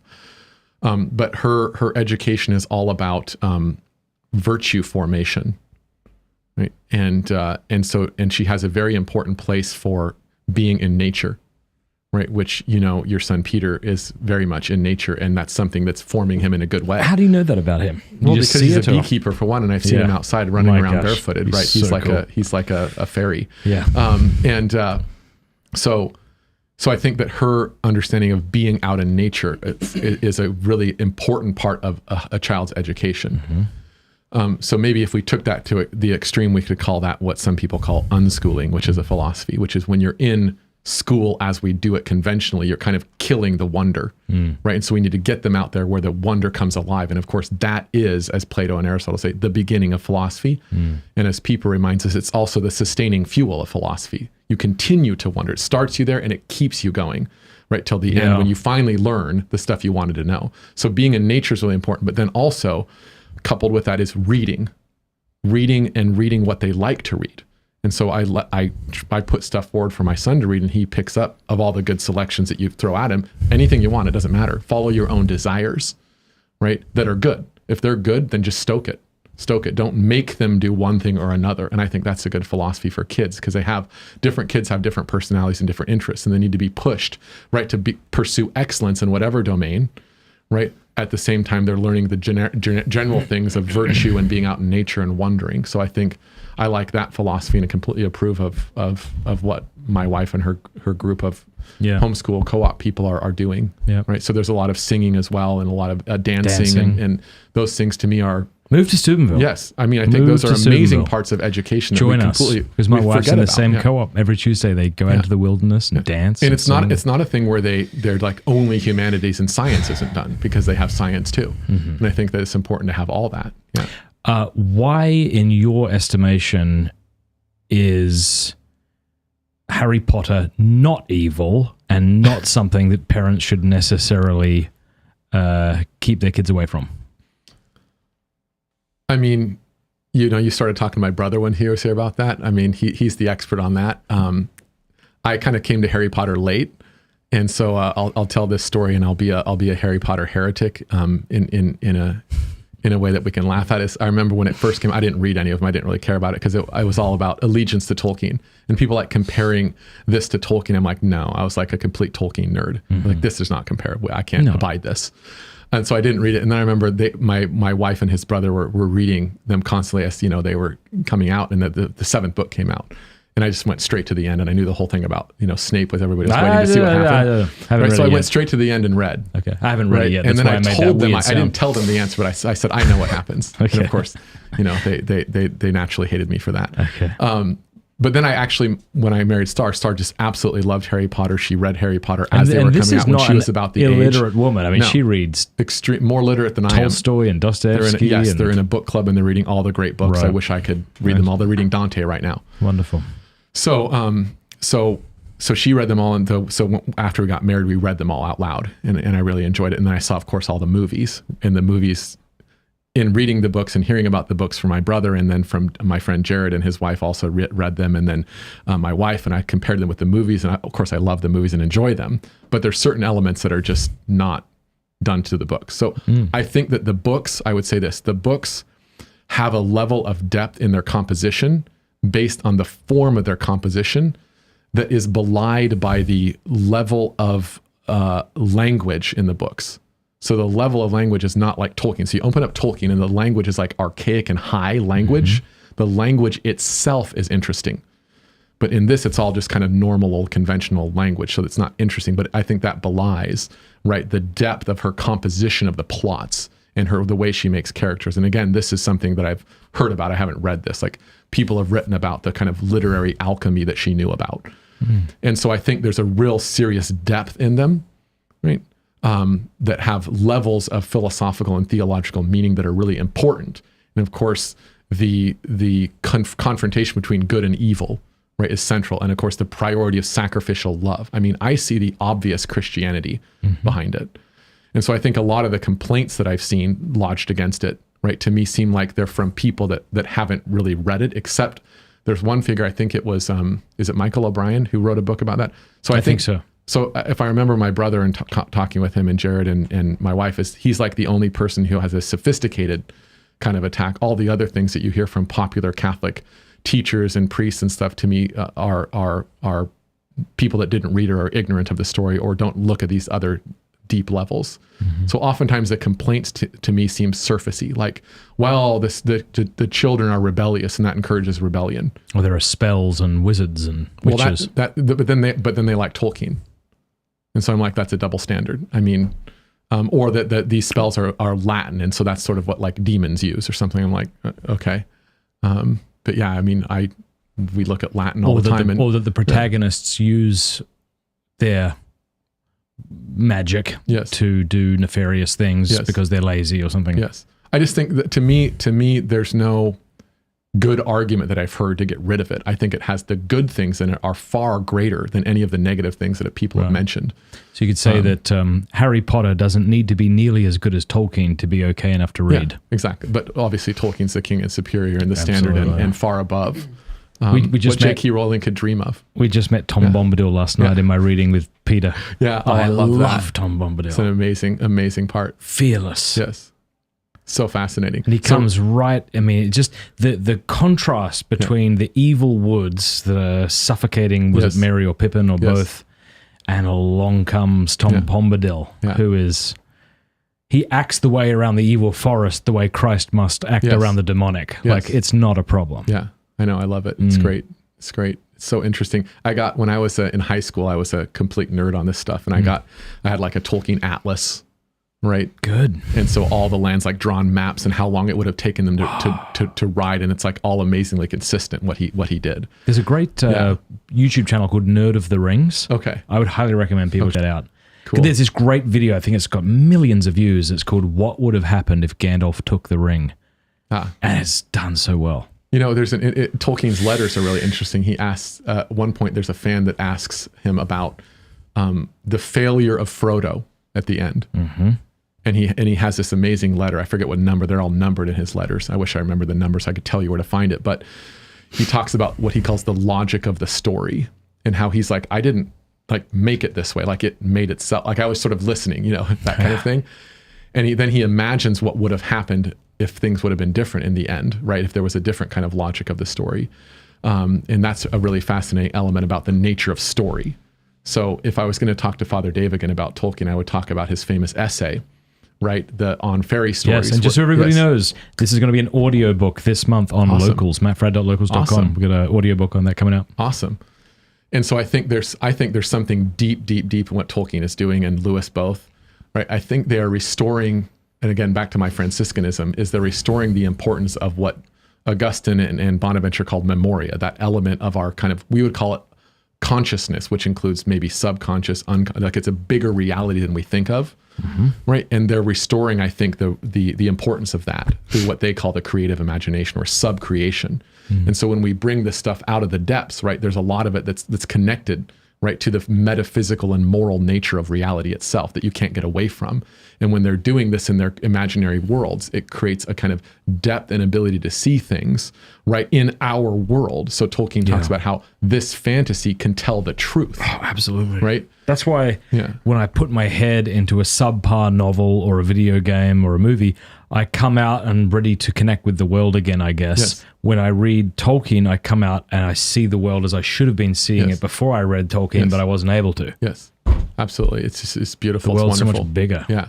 So I think Rowling, I think she does fit into that camp, but I don't think she does what Tolkien does at that level, because he talks about how we create the point of this fantasy for adults is to create a secondary world that's believable in a certain way. It's believable.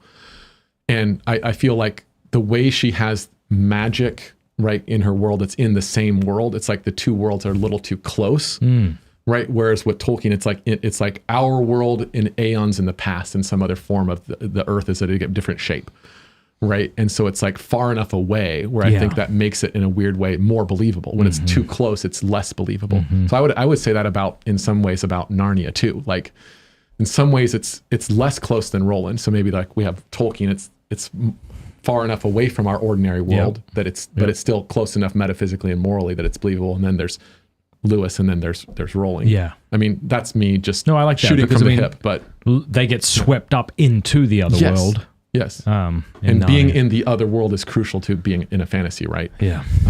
So are you reading any books right now? We'll end on this question. Any good fiction you're reading? I used to read only philosophical, theological books. Yeah. But I used to always when I go to a bookstore, that's exactly where I went, and that's what I'd read. But I would say the last 6-7 years, I want to read is fiction. That's great. I don't know if it is or not, but that's just how I feel. Literature is very, very, very philosophical because you're presented with a whole world. Yeah. Even not a fantasy world. So Tolkien, in that book I mentioned by Jason Baxter, about the medieval mind of Scotus, talks about that he kind of toyed with this idea that one of the purposes or points of a good story or effects of a good story is its atmosphere, or the world that it makes. Yeah. So he, for example, just to illustrate, I'm not necessarily agreeing with him, didn't like the Three Musketeers because it was like all action, right? And when you look at some of them, like the Hobbit movies, for example, they destroy the world that Tolkien made, right? The seriousness and depth of the world while the action kind of fun stuff going on, which he actually predicted himself. He said, if they make shows of my thing, this is what's going to happen. The world will be lost, right? That metaphysical moral atmosphere. So Lewis was saying that's one of the points or effects of good literature. So I think when you encounter good literature, you're put, like Crime and Punishment's a great example. I know you love the Russians. So the that world where you're in Raskolnikov's head, right? But you're also in this world where there's all these amazing characters, right? It's or Notes from the Underground. Yes. Right. Those are the two I've read. Beautiful. And so you've got this environment, this moral environment that's true. And that's what's made by a good story. And literature conveys that. And I think that's why it's one of the reasons why it's so important. And so, but to answer your question, even though I just said all this stuff about literature, right? I've been not reading much literature recently. I just always ask my wife for the Cliff Notes. But I read that. I've been reading that book by Baxter about Lewis. And I've been listening to Consolation of Philosophy, which to me is so beautiful and wonderful. Book. Yeah. Do you feel like there's some kind of parallels between the Platonic and Franciscan tradition and the Aristotelian and Thomistic? Because I get the same level of excitement when I read, say, Pascal, Plato, Bonaventure, Anselm, right? I kind of put them in a category. They're more, I don't know what it is. Maybe I'm completely wrong, but my feeling is similar. Like they belong in their own story, and it's more mystical. Whereas you've got Aristotle and Aquinas and these other thinkers who are very deliberate and are more not that the others aren't, more biological, more scientific, maybe. I think, and then take it one step further. You look at the Latin Mass, and that kind of feels more in the Aristotelian Thomistic tradition and how precise the whole thing is. Whereas if you go to the East, it's very, it's more circular, round, motherly, that's tumultuous, less. Yeah, you've got the Greek and the Latin, right? The highly ordered, pristine. Maybe that's what I mean. Imagine Gregorian chant versus Eastern. They're very different, but they're obviously both chant. But I know thinkers have made that basic kind of camps, right? Morrison, but I like to always say that after Aquinas, to a degree, everybody was Aristotelian because he introduced that synthesis at that level. Everybody then was being trained using all of Aristotle's books, right, for their training. And so everybody, in some way, like, Scotus has his own synthesis with Aristotle. Occam has his own. Everybody has some sort of use of Aristotle synthesizing it in some way. Whereas Bonaventure definitely is sort of the last great, as they say, the last great conservative. But he did, and one thing that my friend Jared does in his book is talk about how in the Disputed Questions on the Mystery of the Trinity, it's a book, weirdly, that was lost the second generation after Bonaventure and wasn't rediscovered until the 1800s. And nobody had written an integral thesis on the book as a whole until Jared wrote this book. Oh, wow. Right? But he deals with Aristotle the most in any text in that text of the Disputed Question of the Mystery of the Trinity. So he himself has a kind of encounter with all of Aristotle as well in his own way. But you're right that when you look at that tradition back, it's sort of more Platonic, right? But again, that's just rough. Broad. Yeah, broad, rough. Yeah. If someone wanted to get into the Franciscan intellectual tradition, dip their toe in it, where would they start? What's a nice, easy introductory book? I think that little tiny book I gave you, that's kind of my apostolate, the primer on the absolute primacy of Christ. It's really short. It's like the biblical passages, the basic arguments, right? I think that's beautiful to give you the kind of theological heart of the Franciscan tradition. I think if you've got that, right, then you'll see the connection to all the other things, and you'll have it as a theological tradition in school, rather than just this weird philosophical competitor to Aquinas. It's its own animal, and its theology is the heart of it. And so I think that would be a good start. There's also a little book. Did you find that, Neil? Did you find that? A primer on the absolute primacy. And then there's a little book about Scotus himself by Manelli, is I think the author. And it's just a tiny book, again, about who Scotus is. And there's a movie, right, about Scotus. I can't do it. Yeah. I can't do any Catholic saint movies. Yeah, I tried watching it after you told me about it. Yeah. Still couldn't do it. Yeah. That might be a good way to introduce yourself to this guy, though. Okay. And in that school, I think, so one of Jared's his mentor was Father Peter Damian Fellner. Yeah. And so he has a translation of Bonaventure's Triple Way, which was Bonaventure's spiritual theology. And I think that's a very beautiful text, but it has the beginning part of it, I want to say over 100 pages maybe, is Fellner's introduction to the work, but it serves as an introduction to the Franciscan school itself. That maybe is a little higher level, but the text of Bonaventure's Triple Way is accessible and beautiful. Like there's a way he examines the conscience, and the way he talks about how we move through the spiritual life, which Fellner called the Summa of spiritual theology. Like a lot of other mystics after Bonaventure use this text. as their inspiration for their mystical and spiritual theology. So those are a couple things maybe. That sounds great. Yeah. Thank you for being on the show. Sure. Appreciate Thanks for it. having me. I loved it. Yeah, good. Yeah. Me too.